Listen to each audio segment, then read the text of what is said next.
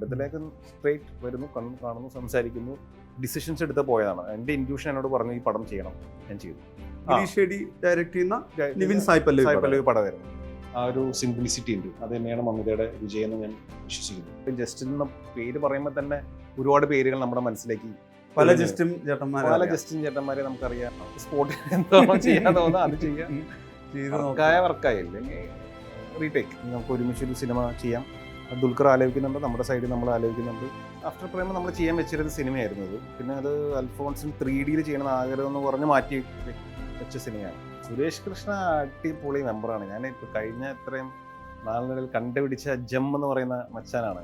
അപ്പോൾ അതൊരു കിക്കാണ്. ചെയ്യാത്ത സാധനം ചെയ്യുമ്പോൾ ഒരു ഭയങ്കര കിക്ക് വരും. എന്നാൽ ചെയ്ത് നോക്കാം, പല രീതി ചെയ്ത് നോക്കാം, പറഞ്ഞു നോക്കാം, പോസ്റ്റ് ഇടാം. എന്നെ സംബന്ധിച്ചിട്ട് ഹ്യൂമർ സീനാണെങ്കിൽ ഞാൻ ഇന്ന് പൊളിക്കാൻ പോകാമെന്ന് ചിന്തിച്ചിട്ടാണ് ഞാൻ സെറ്റിൽ പോവാൻ.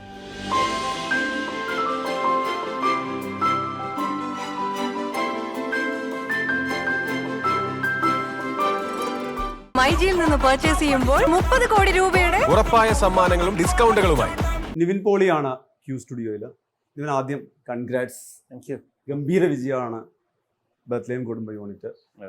ഈ ബത്ലഹേം കുടുംബ യൂണിറ്റിന്റെ അനൗൺസ്മെന്റ് ഭയങ്കര കാൻഡിഡ് ആയിട്ടുള്ള ഒരു വീഡിയോ ആയിട്ട് വന്നിട്ടുള്ളായിരുന്നു. അപ്പൊ ആളുകൾ തന്നെ എനിക്ക് തോന്നുന്നത് ഒരു പക്ഷേ പ്രേക്ഷകർ സിനിമയ്ക്ക് മുമ്പേ വിധി എഴുതിയ പോലെയായിരുന്നു.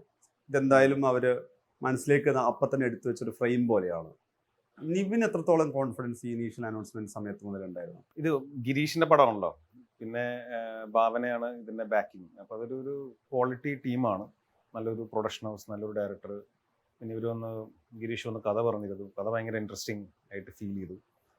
അപ്പോൾ ഒരിക്കലും ഒരു മോശം സിനിമയായിരിക്കില്ല, ഒരു മോശം ടീമല്ല, നല്ല രസമുള്ളൊരു സിനിമയായിരിക്കും. ആ ടീമും ഭയങ്കര നല്ലതായിരിക്കും. ഞാൻ ഇതുവരെ വർക്ക് ചെയ്തിട്ടില്ല ഗിരീഷിൻ്റെ കൂടെ.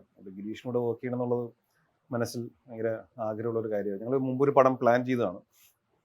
അത് പല കാരണങ്ങളും നടന്നില്ല. പിന്നീടാണ് പ്രേമിൽ വന്നു. പിന്നെ അതിങ്ങനെ പല കാരണങ്ങളാൽ അത് മുമ്പോട്ട് പോകാൻ പറ്റിയില്ലായിരുന്നു. പിന്നെ ഇപ്പോഴാണ് അവസരം കിട്ടിയത്. അപ്പോൾ അതൊരു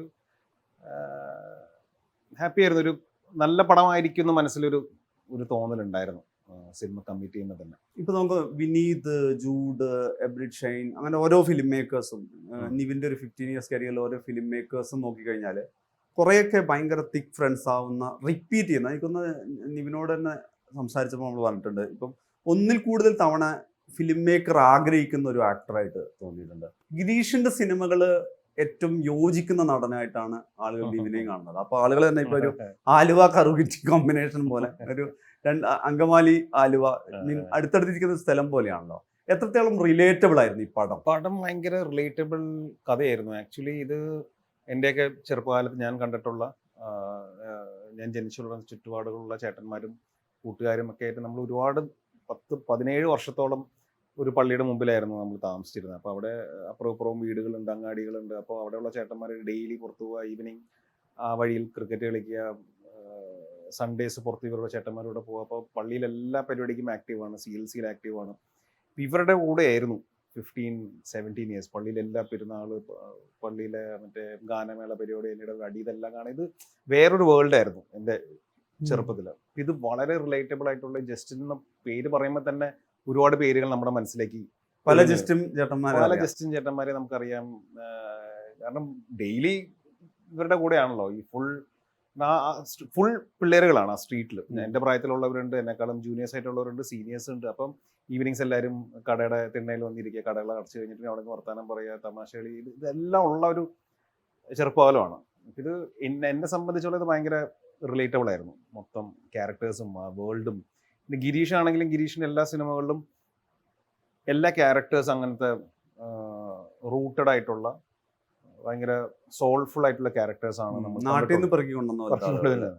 ഗിരീഷിന്റെ നാട്ടിൽ കണ്ടിട്ടുള്ള, ഗിരീഷിന് പരിചയമുള്ള ചേട്ടന്മാരും അങ്ങനെയുള്ള ഈ ക്യാരക്ടേഴ്സിന്. ഇപ്പൊ ജസ്റ്റിൻ എന്ന് പറഞ്ഞ ചേട്ടൻ, ഗിരീഷിന് പരിചയമുള്ള ഒരു ജസ്റ്റിൻ ചേട്ടനുണ്ട്. അപ്പൊ ഗിരീഷ് അതിന്റെ നെറേറ്റീവ് പറയും. അപ്പൊ ഞാൻ കണ്ടിട്ടുള്ള ജസ്റ്റിൻ ചേട്ടന്മാരെ പോലുള്ളവരുടെ എടുക്കും. ഇതൊരു കോമ്പിനേഷനിൽ സ്പോട്ടിൽ വർക്ക് ചെയ്ത് പോവാണ് പതിവ്. ഈ ബത്ലഹേം ആലോചിക്കുമ്പോൾ നമുക്ക് വരുന്നൊരു ജസ്റ്റിൻ ആഷ്ലി കോമ്പിനേഷൻ ഉണ്ട്. അതിൽ തന്നെക്കാൾ പ്രായം കൂടിയ അടുത്ത വീട്ടിലെ ചേട്ടനോടുള്ള ഒരു റിലേഷൻഷിപ്പ് പിന്നെ ആഷ്ലിയുടെ കഥാപാത്രം, അത് മമിത ബൈജു ആയിരുന്നു. മമിത ഒരു സെൻസേഷണൽ ഹീറോയിനായി നിൽക്കുന്ന സമയത്താണ് ഈ ക്യാരക്ടേഴ്സ് വരുന്നത്.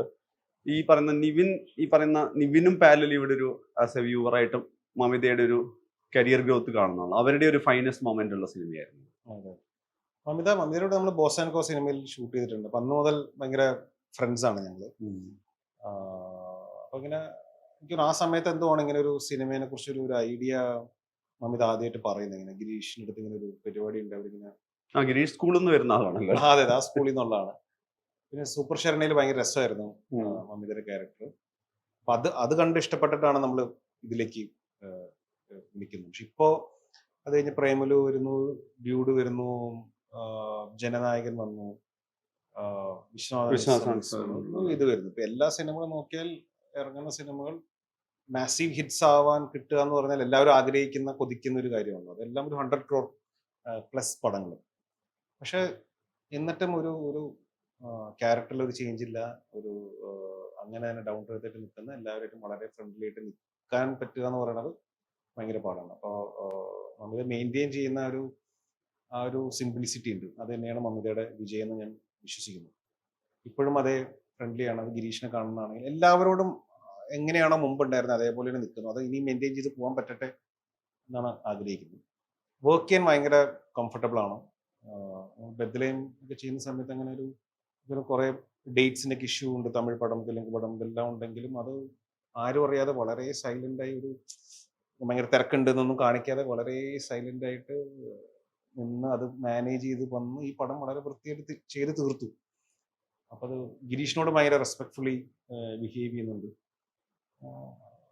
ക്യാരക്ടറാണ്. ചില ക്യാരക്ടർ ഉണ്ടല്ലോ, ഓരോരുത്തർക്കും ഓരോ ക്യാരക്ടർ ഉണ്ടല്ലോ. അപ്പൊ മമ്മിതായിട്ട് ഞാൻ മനസ്സിലാക്കിയത് ഈ ക്യാരക്ടർ ഭയങ്കര നല്ലതാണ്. അത് അങ്ങനെ മെയിൻറ്റെയിൻ ചെയ്ത് പോട്ടെ. ഇപ്പൊ ഇതിൽ തന്നെ ഇപ്പൊ നമ്മൾ നോക്കുകയാണെങ്കിൽ തട്ടത്തെ മറത്ത് പോലെ നോക്കുകയാണെങ്കിൽ നിവിന്റെ ഇപ്പൊ മലയാളിയുടെ 15 വർഷത്തിൽ നിവിന്റെ അവരുള്ളിലേക്ക് എടുത്ത എത്രയോ കഥാപാത്രമുണ്ട്. അതിലെല്ലാം നോക്കിക്കഴിഞ്ഞാൽ ഇപ്പം ഈ സിനിമ അടക്കം നോക്കിക്കഴിഞ്ഞാൽ നിവിൻ കരയുന്ന മൊമെന്റ് ഉണ്ട്. ഇപ്പൊ അറിയാം, നിവിൻ എന്ന് പറയുമ്പോൾ പെട്ടെന്ന് എനിക്ക് തോന്നുന്നത് ഒരു ഫിനോമിനൽ ഇത് തോന്നുന്നത് മലർന്ന് വിട്ടുകൊടുക്കാൻ പറ്റാതെ കരഞ്ഞിറങ്ങി പോകുന്ന ഒരു ജോർജിന്റെ ഫ്രെയിം ഉണ്ട്. ഈ തട്ടത്തിൻ മതത്തിലെ വിനോദിൽ കാണുന്നുണ്ട്. ഇവിടെ സർവമായയുടെ എൻ പോർഷൻസിലേക്ക് പോകുമ്പോഴുള്ള കരച്ചിലിന്റെ ക്ലോസ് എന്ന് പറയുന്നത് ആളുകളുടെ ഭയങ്കര അവരുടെ നേരിട്ട് ആ ക്യാരക്ടറിന്റെ പ്രബേന്ദുവിന് ഏറ്റവും കണക്റ്റഡ് ആവുന്ന മൊമെന്റ് അതായിരുന്നു. ഇതിലും അങ്ങനെ ഒരു പ്രധാനപ്പെട്ട മൊമെന്റ് ഉണ്ട്. അവിടെ ഒരു തരം ആ പറഞ്ഞൊരു അയാളുടെ വിട്ടുകൊടുക്കലിനെ അംഗീകരിക്കാൻ പറ്റാത്തതിന്റെ ഒക്കെ ഒരു പ്രശ്നത്തില് അത് എനിക്കൊന്ന് അയാളുടെ ഏറ്റവും പ്രിയപ്പെട്ട ഒരു വാഹനത്തിൽ നിന്ന് മാറിക്കൊണ്ടിരുന്ന ഒരു സീനായിരുന്നു. ഇതിന്റെ ഒരു കൊറിയോഗ്രാഫി, ഇതിന്റെ ഒരു ആക്ടിങ് മെത്തേഡ് എന്ന് വെച്ച് കഴിഞ്ഞാൽ ഒരു ആക്ടർ ഒരേപോലെ കരഞ്ഞാൽ പോരല്ലോ. എപ്പോഴും ആക്ടേഴ്സിന്റെ അടുത്ത് വരുമ്പോൾ ഇത് കഴിഞ്ഞ സിനിമയിൽ കണ്ട കരച്ചിലാണെന്ന് പറയുന്നത്. കരച്ചിലിന് തന്നെ പല വേരിയേഷൻസ് വരുമല്ലോ. സീൻ എന്ന് പറഞ്ഞാൽ അങ്ങനെ ഭയങ്കര പ്രിപ്പയർ ചെയ്യുന്ന ആളല്ല. അത് ഹ്യൂമർ ആണെങ്കിൽ ഇമോഷൻസ് ആണെങ്കിൽ അങ്ങനെ ഭയങ്കര പ്രിപ്പയർ ചെയ്ത് ചെയ്യാറില്ല. അതായത് ക്യാരക്ടറിന്റെ ഒരു ഗ്രാഫ് എന്താണെന്ന് മനസ്സിലാക്കി കഴിഞ്ഞാൽ പിന്നെ അങ്ങനെ ഒരു സീൻ ഉണ്ടെങ്കിൽ അതൊന്ന് കുറച്ച് നേരം ഇച്ചിരി നേരം ഒന്ന് ആലോചിക്കുക, ഒന്ന് ഇന്റേണലൈസ് ചെയ്യുക, പിന്നെ ചെയ്ത് നോക്കുകയാണ്. എൻ്റെ ഉള്ളിൽ എനിക്ക് സിൻസിയറായിട്ട് ഇങ്ങനെയാണ് ഫീൽ ചെയ്യുന്നത് എന്നുള്ള അതെന്താണോ ആദ്യമേ ഫീൽ ചെയ്യുക അതാണ് ഞാൻ ചെയ്യാറുള്ളൂ. ഞാൻ അങ്ങനെ ഇമോഷണൽ സീൻസ് വരും ഭയങ്കരമായി ഇത് എനിക്ക് തകർത്തേക്കാമെന്ന് ഞാൻ ഒരിക്കലും ചിന്തിക്കാറില്ല. ഞാൻ ഇച്ചിരി നേരം ഒന്ന് ഇരിക്കും, ഒന്ന് ആലോചിക്കും ഇത് എങ്ങനെയായിരിക്കും വരിക. ഇപ്പം ജസ്റ്റിൻ്റെ പാസ്റ്റ് ഇങ്ങനെയാണ്, ഇത്ര നാളത്തെ ലൈഫ് ഇങ്ങനെയാണ് പോയിട്ടുള്ളത്, വീട് ഇങ്ങനെയാണ്, ചുറ്റുപാട് ഇങ്ങനെയാണ്, ഇയാൾ ഭയങ്കര ലൗഡായിട്ട് കരയുന്ന ഒരാളായിരിക്കാൻ സാധ്യതയില്ല എന്നുള്ളതൊക്കെയാണ് എൻ്റെ മനസ്സിൽ തോന്നുന്നത്. ഇയാളൊരു ചേട്ടനായിട്ട് നിൽക്കുന്ന ഒരാളാണ്. അങ്ങനെ പെട്ടെന്ന് പിടികൊടുക്കില്ല, ഭയങ്കര വൾണറബിൾ അല്ല, പക്ഷെ ആണ്. അന്നേരം കൂടി സ്വന്തം അനിയന്റെ കൂടെ ഒരു വളരെ ക്ലോസ് സ്പേസിൽ കാറിനകത്താണ് ഇരിക്കുന്നത്. അവിടെ വൾണറബിൾ ആവുന്നതിൽ തെറ്റില്ല. കാരണം അനിയൻ ഇയാളുടെ പാസ്റ്റ് കണ്ടിട്ടുള്ളതാണ്. അത് ഇവനോ ചേട്ടനോ അറിയാം. അപ്പോൾ ഞാൻ ഓക്കെ ഭയങ്കര വിട്ടുകൊടുക്കാൻ ആഗ്രഹിക്കാത്ത ആളുമാണ്. അനിയൻ ഒരുപക്ഷെ ഭയങ്കരമായിട്ട് വിഷമിച്ചിട്ടുണ്ടാവാം ഇയാളുടെ പാസ്റ്റ് കണ്ടിട്ട്. ചിലപ്പോൾ അന്ന് ചേട്ടൻ്റെ കൂടെ ഏറ്റവും കൂടുതൽ സപ്പോർട്ടീവായിട്ട് ഉണ്ടായിട്ടുള്ളത് ഈ അനിയനായിരുന്നിരിക്കും. അപ്പം ഇതൊക്കെയാണ് ഞാൻ ആലോചിക്കുക. ഇതെല്ലാം ആലോചിച്ച് ആ സ്പോട്ടിൽ മൊമെന്റിൽ എന്താണോ ചെയ്യാൻ തോന്നുന്നത് അത് ചെയ്യും. അത് പഴയ പളി, പക്ഷെ അത് ഓക്കെ ആണെങ്കിൽ ഞാൻ ഈ ക്യാരക്ടർ എന്തായിരിക്കും എന്നുള്ളത് മാത്രമേ ചിന്തിക്കുള്ളൂ.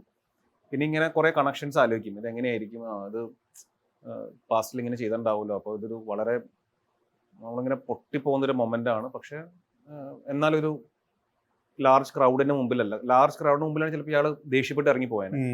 ഇത് വളരെ പേഴ്സണലൈസ് സ്പേസിൽ അനിയൻ മാത്രമേ ഉള്ളൂ, ഇയാൾക്ക് വൾണറബിൾ ആവാം, തെറ്റില്ല. പക്ഷെ എന്നാലും ജസ്റ്റിൻ വിടൂല, പിടികൊടുക്കാതെ അവൻ കരയാൻ സാധ്യതയുള്ളൂ. ഇതെല്ലാം ഒന്ന് ആലോചിച്ചിട്ട് പിന്നെ അത് ചെയ്തു നോക്കുകയാണ്. പിന്നെ അത് വർക്കായില്ലെങ്കിൽ സംവിധാനം എന്ന് പറയും, വർക്കായില്ല, വർക്കായെങ്കിൽ പിന്നെ അവരൊന്ന് ഓക്കെ മതി, ഇത് മതി എന്ന് പറയും. ഇത് നമ്മൾ ഒരു പ്രാവശ്യം ചെയ്തുള്ളൂ, അപ്പൊ അത് മതി, അത് ഇനി വേണ്ട, അത് ഇത്രയും മതി എന്ന് പറഞ്ഞു. നമുക്ക് സ്പോട്ടിൽ എന്താണോ ചെയ്യാൻ തോന്നുന്നത് അത് ചെയ്യാം. വർക്കായി അല്ലെങ്കിൽ റീടേക്ക്. നമ്മൾ 20 years നോക്കി റോം കോമിന്റെ ഒരു ഫിനോമിനൽ സക്സസിലാണ് പ്രേമം പെടുത്തിയേക്കുന്നത്. ഇപ്പം നമ്മൾ നോക്കുകയാണെങ്കിൽ ബത്ലഹേം കുടുംബ യൂണിറ്റ് എന്തൊക്കെ പറയുന്നത് അതിന്റെ കോർ ഒരു റോം കോമിന്റെ ആണ്.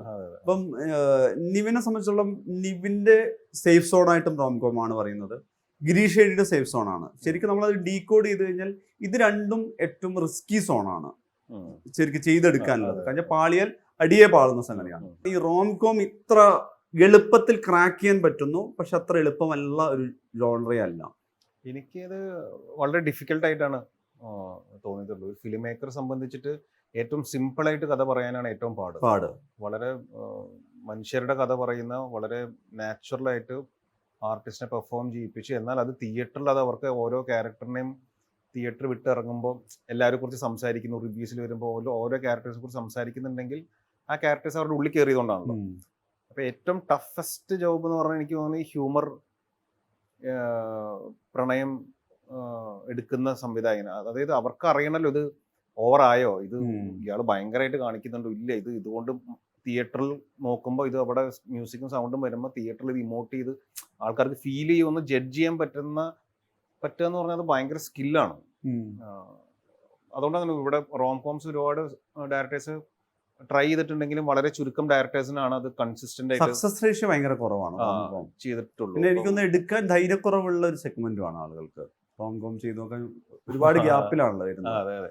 വിനീത് നോക്കുകയാണെങ്കിൽ വിനീത് ചെയ്തിട്ടുണ്ട്, അത് വളരെ സക്സസ്ഫുൾ ആണ്. അൽഫോൺസിന്റെ സക്സസ്ഫുൾ ആണ്. ജൂഡിന്റെ കുറെ നാൾക്ക് ശേഷമാണ് ഗിരീഷ് ആള് വരുന്നത്. ഗിരീഷ് കൺസിസ്റ്റന്റ് ആയിട്ട് ചെയ്യുന്നു. ഏറ്റവും ടഫസ്റ്റ് ആണ്, കാണുമ്പോൾ ഏറ്റവും സിമ്പിൾ ആണ്. ഏറ്റവും ടഫ് ആയിട്ട് എനിക്ക് ഫീൽ ചെയ്തിട്ടുള്ളത് നമ്മളൊരു ത്രില്ലർ സിനിമ ചെയ്യുന്നു, അത് കുറേ നമുക്ക് മ്യൂസിക്കിലും സൗണ്ടിലും ഷോർട്സിലും റിയാക്ഷൻസിലൊക്കെ നമുക്ക് കുറച്ചും കൂടി എളുപ്പമായിട്ടാണ് എനിക്ക് ഫീൽ ചെയ്യുക. ഹ്യൂമർ അല്ലെങ്കിൽ ഈ റോം കോംസ് ചെയ്യാൻ ആക്ച്വലി ഇത്തിരി ടഫാണ്. എനിക്ക് തോന്നുന്നു എല്ലാ ആക്ടേഴ്സിനോട് ചോദിച്ചാലും ഇതുണ്ട്. കാരണം നമുക്കൊരു നായികയായിട്ട് നമ്മൾ അഭിനയിക്കുമ്പോൾ ആ കോമ്പിനേഷൻ സീൻ വർക്കായെന്ന് ഓഡിയൻസിന് ഫീൽ ചെയ്യണം. എനിക്ക് വർക്കായിട്ട് കാര്യമില്ല, ഓഡിയൻസിന് ഫീൽ ചെയ്യണമെന്നുണ്ടെങ്കിൽ നമ്മൾ എഫേർട്ട് എടുക്കണമല്ലോ പ്രോസസ്സിന്. പിന്നെ ആ പെയർ അതുപോലെ വർക്കാണ് എല്ലാം, അതായത് എല്ലാം അതിന്റെ തിരിച്ചുള്ള എനർജിയും കറക്റ്റ് ആയിരിക്കണം, അവരുടെ കൗണ്ടറും കറക്റ്റ് ആയിരിക്കണം. ഈ പെർഫോമൻസ് എടുക്കുന്ന ക്യാമറമാൻ ഏത് എടുക്കണം, ക്ലോസ് ഷോട്ട്സ് ആണോ, കണ്ണിന്റെ ഷോട്ട്സ് ആണോ എടുക്കേണ്ടത്, കൈയുടെ ഷോട്ട്സ് ആണോ എടുക്കേണ്ടതെന്ന് അവർ തീരുമാനിക്കണം. ഡയറക്ടർ ഇത് ഒരുപാട് പ്രോസസ്സ് ഉണ്ടല്ലോ ആക്ച്വലി പറയുകയാണെങ്കിൽ. നമ്മൾ അവസാനം സിനിമ കാണുന്നതിന് മുമ്പേ എനിക്കത് ഞാൻ ചെയ്ത് നോക്കുമ്പോൾ ഒരു ആക്ഷൻ സീൻ ചെയ്യുന്ന സമയത്ത് ഓക്കെയാണ്, നമുക്ക് ആക്ഷൻ മാസ്റ്റർ വരുന്നു, പറഞ്ഞു കൊടുക്കുന്നു, നമ്മൾ നിൽക്കുന്നു, ഇടിക്കുന്നു, അത് നമുക്ക് കുഴപ്പമില്ല. അത് ഇതാണ്. ഇപ്പുറത്തെ ഈ സൈഡ് ഇത്തിരി ടഫാണ് എന്നാണ് ഇന്ന് ഞാൻ ഒരു റിവ്യൂ വായിച്ചപ്പോൾ ബത്ലഹേമിൽ ഉണ്ടായിരുന്നു. അതായത് ഈ ഫുട്ബോൾ കളി നടക്കുമ്പോൾ ഗാലറിയിലുള്ളവർ വരെ ഇറങ്ങിയിട്ട് പന്ത് പാസ് ചെയ്തിട്ട് കളി ജയിപ്പിക്കാമെന്ന് തോന്നുന്ന കളിയാണ് ഇപ്പോഴും നിവിൻ കളത്തിലിറങ്ങിയാന്ന്. പുള്ളി നിവിൻ പോളിയാണ് കളിക്കുന്നതെങ്കിൽ ഞങ്ങൾ കൂടി ഇറങ്ങി ഇത് ജയിപ്പിക്കണം എന്നാണ്. അപ്പോൾ നിവിൻ സർവ്വമായുടെ സക്സസ് ഉള്ള സമയത്ത് അമ്മ പറഞ്ഞിട്ടുണ്ട്, അത് നിവിനോട് എന്നോട് ഇത്ര ഇഷ്ടമുള്ളവരാണ് അല്ലെ, ഇത്ര ഇഷ്ടം പ്രേക്ഷകരിലുണ്ടെന്ന്. നിവിൻ തന്നെ ഒരു 15 വർഷം നോക്കി കഴിഞ്ഞാൽ നിവിനോളം ആഗ്രഹമുള്ള ഒരു ആസ്വാദകരെ അല്ലെ പ്രേക്ഷകരെ അങ്ങനെ ഒരു നമ്പേഴ്സ് ഉണ്ടാക്കിയെടുത്തു എന്നുള്ളത്. അതായത് മലർവാടി മുതൽ ബത്ലഹേം വരെ നോക്കിക്കഴിഞ്ഞാൽ അതിൽ ഭയങ്കര കൺസിസ്റ്റന്റ് ആണ് എന്നുള്ളത്. നിവിൻ ഇടയ്ക്ക് പരാജയ ചിത്രങ്ങൾ സംഭവിച്ചിട്ടുണ്ട്, തെരഞ്ഞെടുപ്പുകൾ വാളിയിട്ടുണ്ട്. അപ്പോഴൊന്നും ഈ പറയുന്ന നിവിനെ കാത്തിരിക്കുന്നവർക്ക് മടുപ്പുണ്ടായിട്ടില്ല. അവർ വളരെ പെട്ടെന്ന് നല്ല പടമായിട്ട് വരൂ എന്ന് പറയുന്നത് പോലെയാണ്. ഇപ്പൊ ബത്ലഹേമിന് കിട്ടുവാണെന്ന് നോക്കുവാണെങ്കിൽ അതൊരു ഫിനോമിനൽ സക്സസിലേക്കാണ് പോകുന്നത്. അത് ഈ പറയുന്ന അതെന്തുകൊണ്ടാണെന്ന് എപ്പോഴെങ്കിലും ശ്രദ്ധിച്ചിട്ടുണ്ട്? ഇത്രയും ആളുകളുടെ ആഗ്രഹം എന്ന് പറയുന്ന ഒരു ആഗ്രഹ നടനെ പോലെയായി മാറുന്നു. തുടക്കകാലത്ത് ചെയ്തിട്ടുള്ള ക്യാരക്ടേഴ്സ് ഒക്കെ അവർക്ക് വളരെ റിലേറ്റബിൾ ആയിട്ടുള്ള അവരുടെ ഇടയിലുള്ള ഒരു ക്യാരക്ടേഴ്സ് പോലെയാണ്. പുറത്തുനിന്ന് ഒരാളല്ല. നമ്മൾ അവരുടെ ഉള്ളിലെ പരിപാടികളാണ്. അത് വടക്കൻ സെൽഫി ആണെങ്കിലും പ്രേമോ ആണെങ്കിലും തട്ടോ ആണെങ്കിലും ജേക്കബ്, അങ്ങനെ ആ സമയത്തുള്ള എല്ലാ പടങ്ങൾ, ഓം ശാന്തി ഓശാന, ബിജു, എല്ലാം സാധാരണക്കാരുടെ കഥകളാണ്. അവരുടെ പ്രശ്നങ്ങൾ അല്ലെങ്കിൽ അവരുടെ ഇടയിൽ ഒരാളുടെ കഥയാണ്. അതെനിക്ക് തോന്നുന്ന ഒരു ആൾക്കാർക്കൊരു ഇങ്ങനെ കാണാനാണ് ആഗ്രഹം. ഞങ്ങൾക്ക് ഇതാണ് വേണ്ടത്, ഇങ്ങനത്തെ സിനിമകൾ ചെയ്യണം എന്നുള്ളതാണ് അവർ ആഗ്രഹിക്കുന്നത്. പക്ഷെ ഇടയ്ക്ക് നമ്മൾ ആസ് ആൻ ആക്ടർ നമ്മൾ ആഗ്രഹിക്കില്ല, നമുക്ക് വേറെ രീതിയിൽ ചെയ്ത് നോക്കണം, നമ്മുടെ ട്രൈ ഔട്ട് ചെയ്യാം. പോളിഷ് ചെയ്ത് എടുക്കേണ്ടി വരും. പല ടൈപ്പ് ഫിലിം മേക്കേഴ്സിനോട് വർക്ക് ചെയ്താലാണ് ഞാനും ബെറ്റർ ആവാൻ പറ്റുള്ളൂ എന്ന് എനിക്കും. കാരണം ഞാനങ്ങനെ അങ്ങനെ പഠിച്ചിട്ടില്ലല്ലോ. അപ്പം ഫിലിം മേക്കേഴ്സിൻ്റെ കൂടെ വർക്ക് ചെയ്യുമ്പോൾ ഭയങ്കരമായിട്ട് നമുക്ക് പഠിക്കാനും പറ്റും. അപ്പം അങ്ങനെയാണ് നമ്മൾ മാറി വേറെ ചെയ്യുന്നത്. ഇപ്പം എന്താ പറയുക, ഇപ്പം ഞാൻ സർവ്വമായി ഇറങ്ങിയ സമയത്ത് ഞാൻ പറഞ്ഞിട്ടുണ്ടായിരുന്നു എനിക്കിനി പ്രേക്ഷകർക്ക് ഇഷ്ടമുള്ള സിനിമകൾ ചെയ്യണമെന്നാണ് എൻ്റെ ആഗ്രഹം. അപ്പം ഞാനിപ്പോഴും ഇപ്പോൾ ചെയ്തുകൊണ്ടിരിക്കുന്ന സർവ്വമായിട്ട് ആദ്യമായിട്ട് ചെയ്ത പടം ഇതാണ്. അത് കഴിഞ്ഞിട്ട് അത് റിലീസായി അതും പ്രേക്ഷകർക്ക് ഇഷ്ടമുള്ള അല്ലെങ്കിൽ അവർ ഹാപ്പി ആവുന്ന സിനിമകൾ ചെയ്യണം എന്നുള്ളതാണ് ആഗ്രഹം. അത് ചെയ്ത് ഇനിയിപ്പോൾ അടുത്തത് ചെയ്യുന്നതും അങ്ങനത്തെ ഹാപ്പി ഫിലിമാണ്. ഞാൻ കുറച്ച് നാളെ ഇനി ഹാപ്പി ഫിലിംസ് ചെയ്ത് പോവാം. പ്രേക്ഷകർ ഹാപ്പി ആവുന്നതിനോട് നിവിനും ഹാപ്പി ആവട്ടെ. അതെ അതെ അതെ, ഇത് എൻജോയ് ചെയ്ത് ചെയ്യാൻ പറ്റണല്ലോ. അപ്പൊ എനിക്ക് ഭയങ്കര ഇഷ്ടമാണ് ഇങ്ങനത്തെ ക്യാരക്ടേഴ്സ്, ഇങ്ങനത്തെ സിനിമകളും. പ്രൊവൈഡഡ് ആ സെറ്റും ക്രൂ എല്ലാം നമുക്ക് അതുപോലത്തെ ഒരു അറ്റ്മോസ്ഫിയർ തരാം. അതൊരു കോർ ഫാക്ടർ ആണെന്നല്ലോ. ഇപ്പൊ അഖില് പറഞ്ഞിട്ടുണ്ട് അത്, അല്ലെങ്കിൽ ഗിരീഷ് പറഞ്ഞിട്ടുണ്ട്. ഇപ്പം എനിക്ക് തോന്നുന്നത് ഏറ്റവും പീസ്ഫുൾ ആയ സ്ഥലത്താണ് നിവിന്റെ ഏറ്റവും ബെസ്റ്റ് നിവിൻ പ്രൊവൈഡ് ചെയ്യുക എന്നുള്ളത്. അപ്പൊ എനിക്ക് തോന്നുന്നത് ഒരു ടോട്ടൽ അറ്റ്മോസ്ഫിയർ ഇക്കോസിസ്റ്റം അതിന് ഭയങ്കര പ്രയോറിറ്റൈസ് ചെയ്യുന്ന ഒരു ആക്ടർ കൂടിയാണ്. എനിക്ക് സെറ്റ് ഭയങ്കര ഹാപ്പി വൈബ്, നല്ല സെറ്റ് ആയിരിക്കണം എന്ന് തന്നെ ആഗ്രഹിക്കാറുണ്ട്. അങ്ങനെയാണെങ്കിൽ നമ്മുടെ കുറെ സ്ട്രെസ് ഒക്കെ പോവാം. സ്പോട്ടിൽ നമുക്ക് ഫ്രീ ആയിട്ട് ചെയ്യാൻ പറ്റണം. അതിൻ്റെ അകത്ത് വേറെ കാര്യങ്ങളൊന്നും പറഞ്ഞ് ഒന്നും വരും. അങ്ങനെ വന്നു കഴിഞ്ഞാൽ പിന്നെ നമ്മൾ ഡിസ്റ്റർബ്ഡ് ആവും. അപ്പോൾ എനിക്കിപ്പോഴൊരു ഹാപ്പി ആയിട്ട് ഉള്ള ഒരു പ്രൊഡക്ഷൻ ഹൗസ് അല്ലെങ്കിൽ അങ്ങനത്തെ ഡയറക്ടർ, അങ്ങനത്തെ സെറ്റ് ആണെങ്കിൽ നമുക്കും കോൺട്രിബ്യൂട്ട് ചെയ്യാനായിട്ട് കുറേ ഫീൽ ചെയ്യും. നമുക്ക് ഭയങ്കര റാപ്പോ ഫീൽ ചെയ്യും. അപ്പോൾ അതിൻ്റെ കൂടെ ഒക്കെ വർക്ക് ചെയ്യുമ്പോൾ ഭയങ്കര ചിൽ ഹാപ്പി വൈബാണ്. നമ്മൾ വെക്കേഷന് പോകുമ്പോൾ നമ്മൾ ഇഷ്ടമല്ലേ, അതേപോലെ എല്ലാ ദിവസം കാലത്ത് പെട്ടെന്ന് ഷൂട്ട് തുടങ്ങാം, നമുക്ക് കുറേ നേരം ചില്ല് ചെയ്യാൻ പോവാന്നുള്ളതൊരു ആഗ്രഹമാണ്. നമ്മൾ ബ്രേക്ക് എടുക്കുമ്പോൾ നമുക്ക് സങ്കടമാണ്, പെട്ടെന്ന് അടുത്ത ഷെഡ്യൂൾ തുടങ്ങണത്, വെയിറ്റ് ആക്കരുത്. ഇപ്പോഴും അഖിലായിട്ട് ഇപ്പം ഇന്നലെ സംസാരിച്ചപ്പോൾ പറഞ്ഞു പെട്ടെന്ന് തുടങ്ങാം അടുത്ത പരിപാടി. അല്ല എഴുതി പറഞ്ഞല്ലോ. അപ്പോൾ അഖിൽ എഴുത്ത് കറക്റ്റ് ആവാതെ അഖിൽ ഒരു കാരണവശാലും ഒരു പരിപാടിയിലേക്ക് ഇറങ്ങില്ല. ഞാൻ പറഞ്ഞിട്ട് സ്പീഡാക്ക്, പരിപാടി സ്പീഡാക്ക്, ഹാപ്പി ആയിട്ട് ഇരിക്കാം. ഈ സെറ്റ് ഭയങ്കര അതേപോലെയായിരുന്നു. ഗിരീഷിന്റെ സെറ്റ്, ഗിരീഷിന് സൈലന്റ് ആണ്, അങ്ങനെ ഒരാളുടെ നമ്മൾ അറിയുന്നില്ല. അതേപോലെ സൈലന്റ് ആയിട്ടുള്ള ഒരു DOP ഉണ്ട്, അജ്മലിന്റെ നല്ല ഗംഭീര വർക്കാണ്, ഭയങ്കര വർക്കാണ്. പക്ഷെ നല്ല നല്ല മനുഷ്യനാണ്, നല്ല ആളാണ് അജ്മൽ. ഇവരുടെ കോമ്പിനേഷൻ ഭയങ്കര രസമാണ്. നമ്മളൊന്ന് മാറി എന്ന് ചിന്തിക്കുമ്പോൾ ഒരാൾ പെർഫോമൻസ് പിടിക്കുന്നു, ഒരാളിപ്പുറത്ത് അതിൻ്റെ ബാക്കി എല്ലാ സെറ്റിങ്സും കറക്റ്റ് ആവുന്നു, ഇവർ രണ്ടുപേരും ഇടയ്ക്ക് മാത്രം ഒന്ന് സംസാരിക്കുന്നു, അല്ലെങ്കിൽ ഇവർക്കൊരു ചെറിയ സംസാരിക്കുന്ന സമയം അതിൻ്റെ അത് സംസാരിക്കും. DOP ഉണ്ടെന്നോ ഡയറക്ടർ ഉണ്ടെന്നോ അവിടെ അങ്ങനെ ഒരു സംഭവമേ സെറ്റിലില്ല. പ്രൊഡ്യൂസേഴ്സിന് ആ വഴി വരാറേ ഇല്ല, ആരില്ല. അപ്പടെ ഒരു പ്രാവശ്യം 2 പ്രാവശ്യം എന്താണ് ദിലീഷും ശ്യാമും വന്നിട്ടുള്ളത്. അവര് ഓണാഘോഷത്തിനാണ് വന്നത്. പിന്നെ ഓണാഘോഷം നമ്മുടെ ഈ പടം ഇറങ്ങിയപ്പോഴാണ് പിന്നെ കാണുന്നത്. അതെന്താണ് അവർ ആ ഡയറക്ടറിന് സ്പേസ് കൊടുക്കുകയാണ്, അവിടെ വന്ന് ഭയങ്കര ബഹളം ഉണ്ടാക്കി ഞങ്ങൾ പ്രൊഡ്യൂസേഴ്സാണ്. ഒരു പരിപാടിയില്ല. ക്ലാസ് എന്ന് പറഞ്ഞാൽ അവർ മെയിൻറ്റെയിൻ ചെയ്യുന്ന ഒരു ക്ലാസ് ഉണ്ട്. അതെനിക്ക് തോന്നുന്നു ഗിരീഷിന് കിട്ടുന്ന ഒരു സ്പേസും ഉണ്ട്. ഗിരീഷിന് ഒരുപാട് പ്രഷറൈസ് ചെയ്യാതെ, ഗിരീഷും ഹാപ്പി ആയിട്ട് ഇരിക്കാൻ ആഗ്രഹിക്കുന്ന ഒരാളാണ്. അതായത് വലിയ സ്ട്രെസ് ഒന്നും ഇല്ലാതെ ഞാൻ പടം ചെയ്തോട്ടെ, ഞാൻ കഥയെല്ലാം പറഞ്ഞാണല്ലോ, ഇതെല്ലാം നിങ്ങൾ എഗ്രീഡ് ആണ്, പിന്നെ സെറ്റിൽ വന്ന് അങ്ങനെ പ്രശ്നം അങ്ങനത്തെ ഉണ്ടാവരുത്. അതിപ്പോഴും നമ്മൾ കാണുന്നതാണല്ലോ, അങ്ങനെ ഒരു അൺവാണ്ടഡ് പ്രഷർ എപ്പോഴും പടം തീർക്കാനും, പടം ലേറ്റ് ആയാൽ ഇഷ്യൂ, അല്ലെങ്കിൽ ഒരു സീൻ എടുത്തില്ലെങ്കിൽ ഇതന്നെ അതിന് ചീത്തവിളി, ഇതൊന്നുമില്ല. ഒരു പീസ്. 10-15 ദിവസം കൂടിയോ, നീ ഹാപ്പി ആയിട്ട് പടം തീർക്ക്, നീ ഞങ്ങളെ പറ്റിക്കില്ല എന്ന് പറയാം, നീ ഹാപ്പി ആയിട്ട്. ആ ട്രസ്റ്റ് ഗിരീഷിന് ദിലീഷും ശ്യാമും കൊടുത്തിട്ടുണ്ട്. അപ്പോൾ അതിന്റെ റിസൾട്ട് ഇപ്പോൾ വന്നു. നിവിന്റെ ഏറ്റവും സക്സസ് ആയ ഫിലിമിനെല്ലാം ഒരു കോമൺ പ്രത്യേകത എന്ന് വെച്ച് കഴിഞ്ഞാൽ അത് എത്ര തവണ വേണമെങ്കിലും കാണാവുന്ന വിധത്തിൽ ഉണ്ടാക്കപ്പെട്ടവയാണെന്ന് പറയും. അപ്പം ഇപ്പൊ നമ്മള് സർവമായ ഇപ്പൊ എടുത്ത് കാണാൻ പറ്റുന്നതാണ്, ഓം ശാന്തി ഇപ്പൊ എടുത്ത് കാണാവുന്ന, തട്ടം ഇപ്പൊ എടുത്ത് കാണാവുന്ന, ആക്ഷൻ ഹീറോ ബിജു ഇപ്പൊ എടുത്ത് കാണാവുന്നതാണ്. ഇതിനെല്ലാം ഒരു റിപ്പീറ്റ് വാല്യൂ ഉണ്ട്. ഇതെല്ലാം 10 വർഷമോ 8 വർഷമോ 9 വർഷം കഴിയുമ്പോഴും ഇത് നമ്മളെപ്പോഴും പറയാറുണ്ട്, ഒരു റിപ്പീറ്റ് വാല്യൂ ഉള്ള സിനിമകൾ അത് സംഭവിക്കുന്ന കൂടിയാണ്. ഇത് പല ഏജ് സമയത്ത് ചെയ്തതാണ്. ഈ ഇപ്പോ എങ്ങനെയാണ് വിനീത് വിനോദിന് തന്ന ബ്രീഫ്, ജേക്കബിന് തരുന്ന ബ്രീഫ്, ഇപ്പൊ ഒരു ഡയറക്ടർ വന്നിട്ട് ഏത് തരം ബ്രീഫാണ് നിവിനോട് പറയുന്നത്? ഇതിങ്ങനെ ജസ്റ്റിൻ ചേട്ടൻ ഇങ്ങനെയാണ്, അത് നിങ്ങൾ തമ്മിലുള്ള ഇന്ററാക്ഷൻ ആണോ, കോൺവെർസേഷൻ ആണോ, അല്ലെങ്കിൽ പ്രോപ്പർ ഇതിലൊരു സ്ട്രക്ചേർഡ് ആയിട്ട് ക്യാരക്ടറിനെ കുറിച്ച് പറഞ്ഞു തരുന്നതാണ്? എന്താണ് ഓരോ ഡയറക്ടേഴ്സും നിവിനിലേക്ക് നടത്തുന്ന അപ്രോച്ച്? വിനീതിന്റെ സിനിമകൾ നമ്മൾ നോക്കിക്കഴിഞ്ഞാൽ വിനീത് സിനിമകളിൽ എപ്പോഴും ക്ലീൻ ഫിലിമാണ്, നീറ്റ് ഫിലിമാണ്. നമ്മൾ തുടങ്ങിയിട്ടുള്ളതും എനിക്ക് തോന്നുന്നു സിനിമ കാണുന്നതും സെറ്റ് കാണുന്ന തന്നെ വിനീതിന്റെ പടത്തിലാണല്ലോ. അപ്പൊ അവിടെ മെയിൻറ്റെയിൻ ചെയ്യുന്ന ഒരു ഈ പറഞ്ഞ ഒരു ക്ലാസ് ഉണ്ട്. അൺവാണ്ടഡ് ഡബിൾ മീനിങ് ഡയലോഗ്സ് ഉണ്ടാവില്ല, വൾഗാരിറ്റി ഉണ്ടാവില്ല. അതായത് സിനിമയ്ക്ക് അതിന്റെ ആവശ്യമില്ല, നമുക്ക് ഓഡിയൻസിന് മുമ്പിൽ അങ്ങനെ കഥ പറയണ്ട. അപ്പം എനിക്ക് തോന്നുന്നു പേഴ്സണലി എനിക്ക് അങ്ങനെ താല്പര്യമില്ലാത്ത ഒരാളാണ്. അപ്പോൾ ഇതെല്ലാം കൂടി കണ്ട് അലൈൻഡ് ആയി തുടക്കമേ തന്നെ. അപ്പോൾ സീനുകൾ വരുമ്പോൾ തന്നെ ഞാൻ പറയും, ഇത് ഈ ഡയലോഗ് പറ്റില്ല, ഇത് ഇങ്ങനെ സംസാരിക്കാൻ പറ്റില്ല, കുറച്ചും കൂടി കുറച്ചുകൂടി ക്ലീൻ ആയിട്ട് സംസാരിക്കാം. ക്ലീൻ അൺവാണ്ടഡ് സീൻസ് ഉണ്ടെങ്കിൽ ഞാനത് അങ്ങനെ നോ പറയാറില്ല. ഇപ്പം ഞാൻ ഇടയിൽ ചെയ്തൊരു സിനിമയ്ക്കകത്ത് ഇതുപോലെ ഒരു പാട്ടിൻ്റെ സീൻ ഉണ്ടായിരുന്നു. ഈ പാട്ടിൽ പല രീതിയിൽ അഭിനയിക്കാൻ വന്ന് ഡയറക്ടർ എന്നെ നിർബന്ധിച്ചത്. ഞാൻ പറഞ്ഞു ഞാൻ ചെയ്യില്ല, കാരണം ഇതിൻ്റെ ആവശ്യമില്ല, നിങ്ങൾ എന്നെ സിനിമയിൽ നിന്ന് പുറത്താക്കിക്കോ. ഷൂട്ട് ചെയ്ത കുറേ സമയം ഇരുന്നിട്ടുണ്ട് ഡയറക്ടർ സ്ഥലത്ത്, ഞാൻ ഇപ്പുറത്ത് സ്ഥലത്ത് ഇരുന്നിട്ടുണ്ട്. അപ്പോൾ ഇത് നല്ല അങ്ങനെയാണ് സിനിമയിൽ നിന്ന് മാറ്റിക്കോളൂ. ഇങ്ങനത്തെ ഒരു തുടക്കം ഇനീഷ്യൽ ഫ്യൂ ഫിലിംസിലായിരുന്നു. അപ്പം പിന്നെ പ്രഷറാണ് എല്ലാ സൈഡിൽ നിന്നും. നമ്മൾ ന്യൂ കമർ ആണല്ലേ, അപ്പം സിനിമയിലുള്ളവർ വന്ന് നമ്മളെ പല രീതിയിൽ പറയുമ്പോൾ നമുക്ക് പേടിയാവും. കൂടെയുള്ള ആക്ടേഴ്സ് വന്ന് വേണം, അത് ഭയങ്കര പ്രശ്നമാകാൻ പോകുന്നു. പക്ഷേ നമ്മളുടെ കടുംപിടുത്തമായിട്ട് അത് പറയും. ഞാൻ പറയുന്നത് വേറെ ഒന്നുമല്ലോ, പൈസ ഒന്നുമല്ലോ ചോദിക്കുന്നത്. എനിക്കൊരു വൾഗർ സീനിൽ അഭിനയിക്കാൻ അല്ലെങ്കിൽ നമ്മുടെ കൺവിക്ഷൻ അനുസരിച്ച് ഞാൻ ചെയ്യില്ല എന്നുള്ളത് എൻ്റെ ഡിസിഷനാണ്. പിന്നെ അതിൻ്റെയൊക്കെ വളരെ ലൈറ്റർ ഇതിൽ ആ പാട്ട് അവസാനിക്കുകയായിരുന്നു.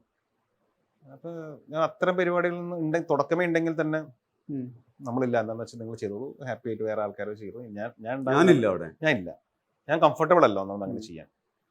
അപ്പൊ അത് തുടക്കമേ അങ്ങനെ ഡിസിഷൻസ് എടുത്തതായിരിക്കാം ചിലപ്പോൾ സിനിമകൾ റിപ്പീറ്റ് വാല്യൂ ഈ രണ്ടും ഉണ്ട്, റിപ്പീറ്റ് വാല്യൂ ഉണ്ട്, ഇവർ റിപ്പീറ്റ് ചെയ്യുന്നത് ആ ഒരു ഈ പറയുന്ന കംഫർട്ട് ഫിലിം മേക്കേഴ്സ് റിപ്പീറ്റ് ചെയ്യുന്നുണ്ട്. അതെ. പിന്നെ ബ്രീഫായിട്ട് ഓരോരുത്തരും ഓരോ രീതിയാണ്. വിനീത് തുടക്കം കറക്റ്റായിട്ട് വന്ന് പറഞ്ഞു തരും, ഇത് എന്താണ് പരിപാടി, സാധനം കുറെ ഡിസ്കഷൻസ് ഉണ്ടാവും. സിനിമ ഷൂട്ടിങ്ങിന് മുമ്പേ നമ്മൾ പല രീതിയിൽ മീറ്റ് ചെയ്യും, സിനിമയെ കുറിച്ച് സംസാരിക്കുക. അത് അപ്പോഴത്തേക്ക് നമുക്ക് മനസ്സിലാവും എന്താ ഉദ്ദേശിക്കുന്നത്. വിനോദൊക്കെ എനിക്ക് തോന്നുന്നു നിങ്ങൾ 1 മാസം അവിടെ താമസിക്കുക അല്ലേ? വിനീതിന്റെ വീട്ടിലായിരുന്നു. അവിടെ ഭക്ഷണവും പരിപാടിയും എല്ലാ സാധനവും അവിടെ തന്നെ ആയിരുന്നു. അപ്പൊ തന്നെ കുറെ കഴിയുമ്പോൾ കിട്ടുമല്ലോ, 1 മാസമൊക്കെ സ്പെൻഡ് ചെയ്ത് കഴിയുമ്പോൾ നമുക്കൊരു ഐഡിയ കിട്ടും. അൽഫോൺസ് അങ്ങനെ ബ്രീഫ് ചെയ്യുന്ന ആളല്ല. അൽഫോൺസ് വന്ന് നമ്മളിൽ നിന്ന് എക്സ്പെക്ട് ചെയ്യും, നമ്മളത് ചെയ്യാം. പക്ഷെ വന്നിട്ട് കറക്റ്റ് അല്ലെങ്കിൽ ആള് വന്നിട്ട് ചെയ്ത് പറഞ്ഞു തരും. ജൂഡും അങ്ങനെ തന്നെയാണ്, ഭയങ്കര ബ്രീഫിംഗ് ഇല്ല. അഖില് നമ്മളിങ്ങനെ ചെയ്യുന്നത് കാണാൻ വെയിറ്റ് ചെയ്യുന്ന ഒരാളാണ്. ഇതാണ് സീൻ, ചെയ്യും, ഞാൻ കാണട്ടെ എന്ന് പറഞ്ഞിട്ട് ചെയ്തിട്ട് അതെ. എന്നിട്ട് പക്ഷെ എന്നാലും അഖില് വന്ന് പറയും, അത് നമുക്ക് ഇച്ചിരി കുറച്ചാലോ, അല്ലെങ്കിൽ നമുക്ക് കുറച്ചുകൂടി ഇളകി ചെയ്താലോ എന്നൊക്കെ ഒന്ന് ചോദിച്ചു പറയും. ഗിരീഷും അതാണ്, ചേട്ടാ അറിയാലോ സീൻ ഇതാണ്, പരിപാടി ഇതാണ് ജസ്റ്റിൻ, അപ്പൊ ചേട്ടൻ്റെ കയ്യിലാണ്, ചേട്ടൻ പറഞ്ഞു. അപ്പൊ ഓരോരുത്തരും ഓരോ രീതിയിലാണ്. ഇതിലിപ്പോ ഈ ജസ്റ്റിന്റെ ഒരു ഏറ്റവും പ്രധാനപ്പെട്ട കാര്യം നമ്മൾ നോക്കുവാണെങ്കിൽ ജസ്റ്റിന് ആഷ്ലി എത്തുന്നതിന് മുമ്പുള്ള ഒരു സോൾമേറ്റ് പോലെയാണ് ഈ കാറ് കിടക്കുന്നത്. അപ്പം ജസ്റ്റിന് എനിക്ക് തോന്നുന്നു ഏറ്റവും പേഴ്സണലി കംഫർട്ടബിൾ ആയിട്ട് എനിക്ക് ഏറ്റവും കൺവീനിയന്റ് ട്രാവൽ ചെയ്യുന്നതിലാണ്. ഈ ഏറ്റവും പ്രധാനപ്പെട്ട 2 സീൻ കാറിനകത്താണ്. ഒന്ന് ജസ്റ്റിനും ബ്രദറുമായിട്ടുള്ളതും ജസ്റ്റിനും ആഷ്ലി ആയിട്ടുള്ളതും. അതായത് ആ പ്രപ്പോസൽ സീനാണ് ശരിക്കും ഈ പറയുന്ന സിനിമയുടെ ഏറ്റവും കൂടുതൽ ആളുകളെ എക്സൈറ്റ് ചെയ്യുന്ന ഒരു സീനും അവിടെയായിരുന്നു. കാരണം നിവിന്റെ പ്രപ്പോസൽ സീൻസിന്റെ എല്ലാ വേർഷനും കണ്ട ആളുകളാണ് മലയാളി. അതായത് ഉമേഷ് മുതൽ അവൻ അതിന്റെ എല്ലാത്തരം, അതായത് തല്ലുകൊള്ളിത്തരം മുതൽ, അതായത് ഇപ്പൊ ഒരു 40 മിനിറ്റ് മലയാളിക്ക് അയാളുടെ എല്ലാ സമയത്തും ഈ പറയുന്ന ക്യാരക്ടർ കണ്ടിട്ട് ഭയങ്കര മെമ്മറിയിൽ ഉണ്ടാവും. അവിടെയാണ് ഇത്രയും മെച്ചുവേർഡ് ആയ ഒരു ഇത് ആക്ടറിന് ഒരു ക്യാരക്ടർ ആണെങ്കിൽ ഇത്രയും മെച്ചുവേർഡ് ആയിട്ടുള്ള ഒരു പ്രപ്പോസൽ സീക്വൻസിലേക്ക് വരുന്നത് എങ്ങനെയായിരുന്നു? ചിലപ്പോൾ ഗിരീഷിന്റെ ലൈഫിന് എടുത്തായിരിക്കും കാറിലെ പ്രപ്പോസലൊക്കെ. പക്ഷെ അത് ഭയങ്കര രസമായിരുന്നു കേട്ടോ. നമ്മള് അങ്ങനെ ചെയ്തിട്ടില്ല, ഞാൻ ചെയ്തിട്ടില്ല. ഒരു കാർ ഡ്രൈവ് ചെയ്ത് പോകുമ്പോ ഒരു പെൺകുട്ടി അപ്പുറത്തിരിക്കുന്നു, പെൺകുട്ടിയും ഗിവ് ആൻഡ് ടേക്ക് പരിപാടി കാണണ്ട. അതിൻ്റെ ഇടയിൽ നമ്മൾ പ്രപ്പോസ് ചെയ്യണം, വണ്ടി ഓടിക്കണം, പല പരിപാടി ഉണ്ടല്ലോ. അത് ഭയങ്കര ഇൻട്രസ്റ്റിംഗ് ആയിരുന്നു. യൂഷ്വലി എന്ന് പറഞ്ഞാൽ ഒരു ഒറ്റയ്ക്ക് ഉണ്ടാവും, വണ്ടി നിർത്തി മഴയൊക്കെ ഉണ്ടാവും, അങ്ങനത്തെ ഡ്രാമ പരിപാടി ഉണ്ടാവുമല്ലോ. ഇതിൻ്റെ അകത്തൊന്നും ഒരു പരിപാടി ഇല്ലാതെ വളരെ നാച്ചുറൽ സാധനമാണ്. അപ്പൊ അതൊരു കിക്കാണ്. ചെയ്യാത്ത സാധനം ചെയ്യുമ്പോൾ ഒരു ഭയങ്കര കിക്ക് വരും. എന്നാൽ ചെയ്ത് നോക്കാം, പല രീതി ചെയ്ത് നോക്കാം, പറഞ്ഞു നോക്കാം, പോസ് ഇടാം, ലുക്ക് മാത്രമായിട്ട് കൊടുത്തു നോക്കാം, സൈലൻസ് കൊടുക്കാം, ഇങ്ങനെ പല രീതിയിൽ ചെയ്തു നോക്കും. ആ പ്രോസസ്സ് ഭയങ്കരമായിട്ട് എൻജോയ് ചെയ്യാറുണ്ട്. ഇത് ഇങ്ങനെ ചെയ്തിട്ടില്ല, ഇത് ഫസ്റ്റ് ടൈം ആയിരുന്നു. കാറിന്റെ അകത്തുള്ള പരിപാടി ഒരുപാട് ആൾക്കാർക്ക് റിലേറ്റ് ചെയ്യാൻ പറ്റുന്ന ഒരു സ്പേസ് ആണ്. അയാളും കാറും മാത്രം എന്നുള്ള സാധനം. പാട്ടൊക്കെ വെച്ച് ഫോണൊക്കെ ചിലർ സംസാരിക്കുന്ന, ഏറ്റവും കൂടുതൽ സംസാരിക്കുക ഫോണിൽ കാറിൽ പോകുന്ന സമയത്താണ്. ഇപ്പം ഞാനങ്ങനെ ഡ്രൈവ് ചെയ്യാൻ ഒട്ടും ഇഷ്ടമില്ലാത്ത ആളാണ്. പക്ഷെ ചില സമയങ്ങളിൽ എനിക്ക് ഒറ്റയ്ക്ക് പോകണം തോന്നും കാറിൽ. അപ്പം ഞാൻ വണ്ടി എടുത്ത് പോകുമ്പോൾ ഞാൻ വീട്ടിൽ ആലോചിക്ക് പോകുകയാണെങ്കിലും അല്ലെങ്കിൽ ഓഫീസിലേക്ക് പോകുകയാണെങ്കിൽ ഞാൻ തനിയെ ഡ്രൈവ് ചെയ്ത് പാട്ടൊക്കെ വെച്ച് ഞാൻ പോകും. ആ ഒരു ആ സ്പേസിന് സുഖമുണ്ട് ആക്ച്വലി. അതെനിക്ക് ഒരുപാട് പേർക്ക് റിലേറ്റ് ചെയ്യാൻ പറ്റും. എല്ലാവർക്കും വണ്ടികൾ ഇഷ്ടമുള്ള അല്ലെങ്കിൽ കാർ ഡ്രൈവ് ചെയ്യാൻ ഇഷ്ടമുള്ള എല്ലാവർക്കും റിലേറ്റബിൾ ആയിരിക്കും അവരുടെ വണ്ടി. അവർ ഏറ്റവും കൂടുതൽ ആഗ്രഹിക്കുക എത്രയും പെട്ടെന്ന് വണ്ടി കയറാൻ ഞാനും കാറും പാട്ടും ഫോൺ കോൾസ് മാത്രമായിട്ടുള്ള ട്രാവൽ ആഗ്രഹിക്കുന്നു കുറെ സോളോ ട്രിപ്പ് ആണല്ലോ അല്ലേ ശരിക്കും? സോളോ പരിപാടി സ്ട്രെസ് ബസ്റ്റർ ആണ് കുറെ. ഇപ്പം ജസ്റ്റിൻ ചേട്ടൻ എന്ന് പറയുന്ന ക്യാരക്ടറിന്റെ കാര്യം സമയത്ത് ജസ്റ്റിൻ ചേട്ടൻ എന്നാണ് പറയുന്നത്. നമ്മൾ ജോർജ് ഇവന്റെ എല്ലാ ക്യാരക്ടറും ഉമേഷ് വിളിക്കുന്ന ഉമേഷ് മുഴുവൻ വിളിക്കാൻ തയ്യാറാവാത്ത ഒരു നാട്ടുകാർക്കിടയിലാണ് ഉമേഷ് നിൽക്കുന്നത്. അവിടെ മറ്റേ ജസ്റ്റിൻ ചേട്ടൻ എന്ന് പറയുമ്പോൾ അവിടുത്തെ മോസ്റ്റ് റെസ്പെക്ട്ഫുൾ ഏറ്റവും ഓൾ ഇൻ ഓൾ എന്ന് പറയുന്നത് അവിടുത്തെ ഏറ്റവും പക്വതയുള്ള മനുഷ്യനായിട്ട് കൂടിയാണല്ലോ ജസ്റ്റിൻ ചേട്ടനെ കാണുന്നത്. നമ്മളൊരു 15 വർഷം പിന്നിടുന്ന നിവിൻ എന്ന് പറയുന്ന ഒരു ആക്ടറിനെ സംബന്ധിച്ചോളം ഒരു ഞാൻ പുറത്ത് നോക്കുമ്പോൾ അതൊരു നെക്സ്റ്റ് ഫേസ് പോലെയാണ്. ജസ്റ്റിൻ ചേട്ടൻ എന്നുള്ള രീതിയിലാണ് ആ ചേട്ടനെയാണ് അവിടെ പ്രൈസ് ചെയ്യുന്നത്. അതേസമയം തന്നെ ആ ക്യാരക്ടർ എനിക്ക് തോന്നുന്നത് നിവിനേക്കാൾ ജസ്റ്റിനിലേക്കാണ് കൂടുതൽ ജസ്റ്റിഫൈ ചെയ്യുന്നത്. ഒരു ജസ്റ്റിഫൈഡ് ജസ്റ്റിൻ എന്നൊക്കെ പറയുന്നത് പോലെ ആ ക്യാരക്ടറിനെയാണ് നമ്മൾ ഓർത്ത് വെക്കുക എന്ന് പറയുന്നത്. ഒരു ഫിനോമിനൽ വിളിപ്പേരായിട്ട് ഇപ്പം ഈ സർവകലാശാലയുടെ സമയത്ത് ലാൽ സാറിന്റെ പേര് ലാലേട്ട എന്നായിരുന്നു. സർവകലാശാലയുടെ ഭയങ്കര സക്സസ് ഫാക്ടർ ആയിട്ട് ലാലേട്ട എന്നുള്ള വിളിയായിരുന്നു. അതൊരു ക്യാമ്പസ് ഇമ്പാക്റ്റ് ആയിരുന്നു. ഈ ജസ്റ്റിൻ ചേട്ടൻ എന്നുള്ളത് അങ്ങനെ ഒരു ഫിനോമിനൽ സംഗതിയായി മാറുന്നൊരു വിളിയാണെന്ന് കരുതിയിരുന്നു. അത് മൊത്തത്തിൽ എല്ലാവരും ജസ്റ്റിൻ ചേട്ടനെ കുറിച്ചായിരുന്നു സംസാരിച്ചുകൊണ്ടിരിക്കുന്നത്. എനിക്കൊന്നും ഗിരീഷ് ബിൽഡ് ചെയ്തിരിക്കുന്നതും അങ്ങനെയാണ്. അവിടുത്തെ ഓൾ ഇൻ ഓൾ ആയിട്ടുള്ള ആ കുടുംബ യൂണിറ്റിലും ആ നാട്ടുകാർക്കൊക്കെ എല്ലാ കാര്യത്തിനും ഓടിയെത്താൻ പറ്റുന്ന വിശ്വസ്തനായ കൊച്ചുങ്ങളെ ബേബി സിറ്റിങ്ങിന് ഏൽപ്പിക്കാൻ പറ്റുന്ന, എന്നാൽ വീട്ടിലെ കാര്യങ്ങൾ നോക്കുന്ന, എല്ലാത്തിനും ഓൾ ഇൻ ഓൾ ആയിട്ടുള്ള ഒരു ചേട്ടൻ. അതെല്ലാ നാട്ടിൻപുറത്തും നമ്മുടെ ഇടയിലെല്ലാം നമ്മുടെ ചെറുപ്പകാലത്ത് നമ്മളങ്ങനെ ചേട്ടന്മാരെ കണ്ടിട്ടുണ്ടാവും. ഇപ്പോൾ അങ്ങനത്തെ ചേട്ടന്മാരുണ്ടാവും. ഓണെ കോൾ നമുക്ക് എന്ത് എമർജൻസി വന്നാലും ചേട്ടനെ വിളിച്ചാൽ ചേട്ടൻ വരുന്നുള്ള സാധനമല്ലേ. പിന്നെ അത് എനിക്കത് തോന്നി വെച്ചിട്ടുണ്ടെങ്കിൽ അത് വളരെ റിയൽ ആയിട്ട് തന്നെയാണ് ഗിരീഷ് അത് അപ്രോച്ച് ചെയ്തത്. ഭയങ്കര യങ് ആക്കി കാണിച്ചു റോം കോം കൊണ്ടുവരാം എന്നൊന്നും ചിന്തിക്കാതെ ഇല്ല, ചേട്ടൻ്റെ ഏജിന് ജസ്റ്റിൻ ചേട്ടനായിട്ട് തന്നെ നിൽക്കാമെന്നും അതൊരു വൈസ് ഡിസിഷൻ ആയിട്ടാണ്. നമ്മളൊരു കഴിഞ്ഞൊരു 5-6 വർഷത്തെ മലയാള സിനിമയെ നോക്കിക്കഴിഞ്ഞാൽ ഭയങ്കര ട്രേഡ് ഫിഗേഴ്സ്, നമ്മൾ നേരത്തെ ബോളിവുഡിലൊക്കെ കണ്ട പോലെ ഇവിടെയും ഭയങ്കര trade figures, numbers, fastest 100 crore അങ്ങനെ സംസാരിക്കുന്നതാണ്. നമ്മളെപ്പോഴും ആലോചിക്കാണ്ട് പ്രേമത്തിന് മലയാളികളെ സംബന്ധിച്ച് ഭയങ്കര ദുഃഖം പോലെയാണ് പ്രേമത്തിന് അന്ന് സമ്പാദിക്കാൻ പറ്റാത്ത പോലെ ബോക്സ് ഓഫീസ് നേട്ടങ്ങൾ. അത് നമ്പേഴ്സ് അല്ല പറയുന്നത്, എത്രയാണോ പ്രേമത്തിന്. കാരണം പ്രേമം ഏറ്റവും കൂടുതൽ ഹൗസ്ഫുൾ ഷോസ് ഓടിക്കൊണ്ടിരിക്കുകയാണ് പൈറസി വരുന്നത്. എനിക്ക് തോന്നുന്നത് നിങ്ങളെല്ലാവരും കൂടി ഏറ്റവും ഇമോഷണലി എന്താ പറയുക ഒരു സിനിമയ്ക്ക് പുറത്ത് തുറന്നടിച്ചിട്ടുള്ളൊരു ഘട്ടം കൂടി അതാണ്. അൻവർ അത് ഭയങ്കര വൈകാരികമായിട്ട് കാണുമായിരുന്നു, അൽഫോൺസ്, നിവിനടക്കം എല്ലാവരും. അപ്പം അതിനുശേഷം ഇപ്പം ഈ പറയുന്ന ബത്ലേം കുടുംബ യൂണിറ്റിന്റെ ഒരു ഗ്രാൻഡിയർ ഇത് വരുന്ന സമയത്ത് ഒരുപാട് പേര് പ്രേമം കൂടി അതിൽ കണക്ട് ചെയ്ത് പറയുന്നുണ്ട്. ഈ പറയുന്ന added shows, houseful shows, additional shows കാണുന്ന സമയത്ത് ശരിക്ക് നിവിൻ അങ്ങനെ ഒരിടത്തും ടിക്കറ്റ് കിട്ടാത്തൊരു നിവിൻ പടം എന്ന് പറയുന്ന സാധനം ഓക്കെ നേരത്തെ ഉണ്ടായിട്ടുണ്ട്. എന്നാൽ പോലും ഈ പറയുന്ന ഒരു ഭയങ്കര ഗ്രാൻഡ് തിയേറ്ററിക്കൽ സക്സസ്, വലിയൊരു ബോക്സ് ഓഫീസ് നമ്പർ എന്നൊക്കെ പറയുന്നത് എപ്പോഴെങ്കിലും മനസ്സിൽ കടന്നുകൂടിയിട്ടുള്ളൊരു സംഗതിയാണോ? തുടക്കം ഈ പ്രേമം ആ സമയത്തെല്ലാം ഇങ്ങനെ പടം ഹിറ്റടിക്കുമ്പോൾ ഉള്ള ഒരു മൊത്തത്തിലുള്ള ഒരു അറ്റ്മോസ്ഫിയർ ഇങ്ങനെയൊക്കെ തന്നെയാണ്. പക്ഷേ ബദ്ലേത്തിന് വന്നിട്ടുള്ള ഒരു യുനാനിമസ് സംഭവമുണ്ട്. ഒരു ഭയങ്കര ഒരു വേവ് പോലെ നമുക്ക് ഫീൽ ചെയ്യുമല്ലോ. അത് നമുക്ക് വരുന്ന കോൾസ് ആണെങ്കിൽ നമുക്ക് മനസ്സിലാവും, അല്ലെങ്കിൽ പുറത്തുനിന്നുള്ള ആൾക്കാരുടെ പ്രതികരണം നമ്മൾ ട്വിറ്റർ എടുത്താലും അല്ലെങ്കിൽ ഫേസ്ബുക്ക് എല്ലാത്തിലും നമുക്ക് അത് ആൾക്കാർക്കത് കണക്ട് ആയതുകൊണ്ട് അവർ ഹാപ്പിനെസ് അവർ ഷെയർ ചെയ്യുന്നതാണ്. അല്ലെങ്കിൽ അവർ ഷെയർ ചെയ്യേണ്ട കാര്യമില്ലല്ലോ, ഇത് ഞങ്ങൾ ഇതിനെ കുറിച്ച് എഴുതുന്നുള്ളതല്ലേ. അപ്പോൾ ഒരു സിനിമ ചെയ്ത് ഓഡിയൻസിനെ കണക്ട് ചെയ്യിപ്പിക്കുക എന്നുള്ളത് ചെറിയ കാര്യമല്ല. അതൊരു റോം കോം പോലത്തെ ഒരു പടം അല്ലെങ്കിൽ ഭയങ്കര കോടികൾ മുടക്കി വേറെ സംഭവങ്ങളൊന്നും ഇല്ലല്ലോ. മനുഷ്യന്മാരുടെ കഥ പറയുന്ന ചെറിയ ഒരു സിനിമയാണ് ബദലേ. അല്ലാതെ ഭയങ്കര വലിയ പടമൊന്നുമല്ല. പക്ഷെ ചെറിയ സിനിമകൾക്കും പ്രേക്ഷകരെ കണക്ട് ചെയ്യാൻ പറ്റിയാൽ അവർ തിരിച്ച് നമ്മളെ സ്നേഹിച്ച് കൊല്ലുമെന്ന് പറയുന്നത് അവർ റെഡിയാണ്. നമ്മളത് മനസ്സിലാക്കി അത്തരം സിനിമകൾ ചെയ്യാന്നുള്ളതാണ് കാര്യം. സെൻസിബിളായിട്ട് അത്തരം സ്ക്രിപ്റ്റുകൾ എടുക്കാൻ ശ്രമിക്കുക. നമ്മൾ പാടുമായിരിക്കും, നമ്മൾ ചെയ്യുന്ന എല്ലാ സിനിമയൊന്നും ഹിറ്റാവുന്നില്ലല്ലോ. നമുക്ക് ആർക്കും അങ്ങനെ ഒരു കരിയർ അങ്ങനെയൊന്നുമില്ല. പക്ഷെ മാക്സിമം നമ്മൾ സിൻസിയർ ഓണസ്റ്റായിട്ട് ചെയ്യുക, പറ്റിക്കാതിരിക്കുക, പ്രേക്ഷകരെ പറ്റിക്കാതിരിക്കുക, പ്രേക്ഷകർക്ക് വേണ്ടിയുള്ള സിനിമകൾ ചെയ്യാൻ ശ്രമിക്കുക. അപ്പോൾ അവരത് തിരിച്ച് നമ്മളോട് സ്നേഹം കാണിക്കും. ഇപ്പോൾ ബദലേമിന് കിട്ടുന്ന കംപ്ലീറ്റ് സ്നേഹം എല്ലാം എനിക്ക് തോന്നുന്നു വളരെ ഓണസ്റ്റ് ആയിട്ടുള്ളൊരു ഫിലിമാണ് ഗിരീഷ് ചെയ്തത്. അത് റൈറ്റ് ഫ്രം കാസ്റ്റിംഗ് തൊട്ട് പെർഫോമൻസ് എടുത്തു തൊട്ട് അതിൻ്റെ ഒരു ഋദ്ധമുണ്ട്. അത് ഭയങ്കര ഓർഗാനിക് പരിപാടിയാണ്. അത് ഗിരീഷ് ഭയങ്കര സിൻസിയർ ആയിട്ടുള്ള ഒരാളാണ്. അങ്ങനെ വലിയ കളങ്കോ പരിപാടികളൊന്നും ഇല്ലാതെ വളരെ ഭയങ്കര പക്ക ഹ്യൂമൻ ബീങ് എന്നൊക്കെ പറയുന്ന പോലത്തെ ഒരു സിനിമ പരിപാടികളൊന്നും ഇല്ലാത്തൊരു വ്യക്തിയാണ് പുള്ളി. അത് തന്നെയാണ് ആ സിനിമകളിൽ കാണുന്നത്. പുള്ളി എല്ലാ സിനിമ നോക്കിയാലും ഭയങ്കര ഓണസ്റ്റ് ആണ്. അത് ഓഡിയൻസിന് കണക്ട് ചെയ്യുന്നുണ്ട്. അതിൽ നമുക്ക് എന്തെങ്കിലും പഠിക്കാനുണ്ടോ പഠിക്കുക, നമ്മുടെ സിനിമകളിൽ അത് കൊണ്ടുവരാൻ ശ്രമിക്കുക എന്നുള്ളതാണ്. ഇപ്പൊ ഹ്യൂമർ, അതായത് ഇപ്പം നമുക്കറിയാം ആക്ഷൻ ഉണ്ടാവും, ഒരു മാസ് ആക്ഷൻ സിനിമ ആയിരിക്കും, എന്നാൽ പോലും ഹ്യൂമർ എന്ന് പറയുന്ന സാധനം തിയേറ്ററിൽ സക്സസ്ഫുൾ ആവുക എന്ന് പറയുന്നത് ഭയങ്കര ടാസ്ക് ആണ്. ഇപ്പം റീൽസ് വരുന്നു, ഒരുപാട് മൈക്രോ ഡ്രാമ പോലത്തെ വരുന്നു, ഒരുപാട് അത് ഒരു ദിവസമുള്ള ആളുകളുടെ കണ്ടന്റ് കൺസംഷനിൽ നല്ലൊരു ശതമാനം അവരെ ചിരിപ്പിക്കുന്നത് എന്റർടൈൻ ചെയ്യുന്നതാണ്. അപ്പോൾ ഒരു എന്റർടൈനർ സിനിമ, ഇപ്പൊ ആക്ഷൻ എല്ലാ മിക്സഡ് ഫ്ലേവേഴ്സ് ഉണ്ടെങ്കിൽ എന്റർടൈനർ സിനിമ ഉണ്ടാക്കുക എന്ന് പറയുന്നത് ഒരു ടഫസ്റ്റ് ഗെയിം ആണല്ലോ. മുമ്പ് ഞാൻ ഡിസിഷൻസ് എടുക്കുമ്പോൾ പലരോടും ചോദിച്ചു, വേറെ പലരൊക്കെ ഡിസിഷൻസ് എടുക്കുന്ന സമയം ഉണ്ടായിരുന്നു. ഇപ്പം എല്ലാം സ്ട്രെയിറ്റ് ആണ്. ബദലേക്ക് സ്ട്രെയിറ്റ് വരുന്നു, കാണുന്നു, സംസാരിക്കുന്നു, ഡിസിഷൻസ് എടുത്ത് പോയതാണ്. എൻ്റെ ഇൻറ്റ്യൂഷൻ എന്നോട് പറഞ്ഞു ഈ പടം ചെയ്യണം, ഞാൻ ചെയ്തു. അത് വിജയിക്കില്ലോ എന്ന് എനിക്കറിയാൻ പാടില്ല. ഞാൻ ഈ പടം ചെയ്യാൻ തീരുമാനിച്ചു. പിന്നെ ഫുൾ ആ സിനിമയുടെ കൂടെ നിൽക്കാമെന്ന് മാത്രമേ നമുക്ക് ചെയ്യാനുള്ളൂ. ഡയറക്ടറെ ട്രസ്റ്റ് ചെയ്ത് നമ്മൾ മുമ്പോട്ട് പോവാം.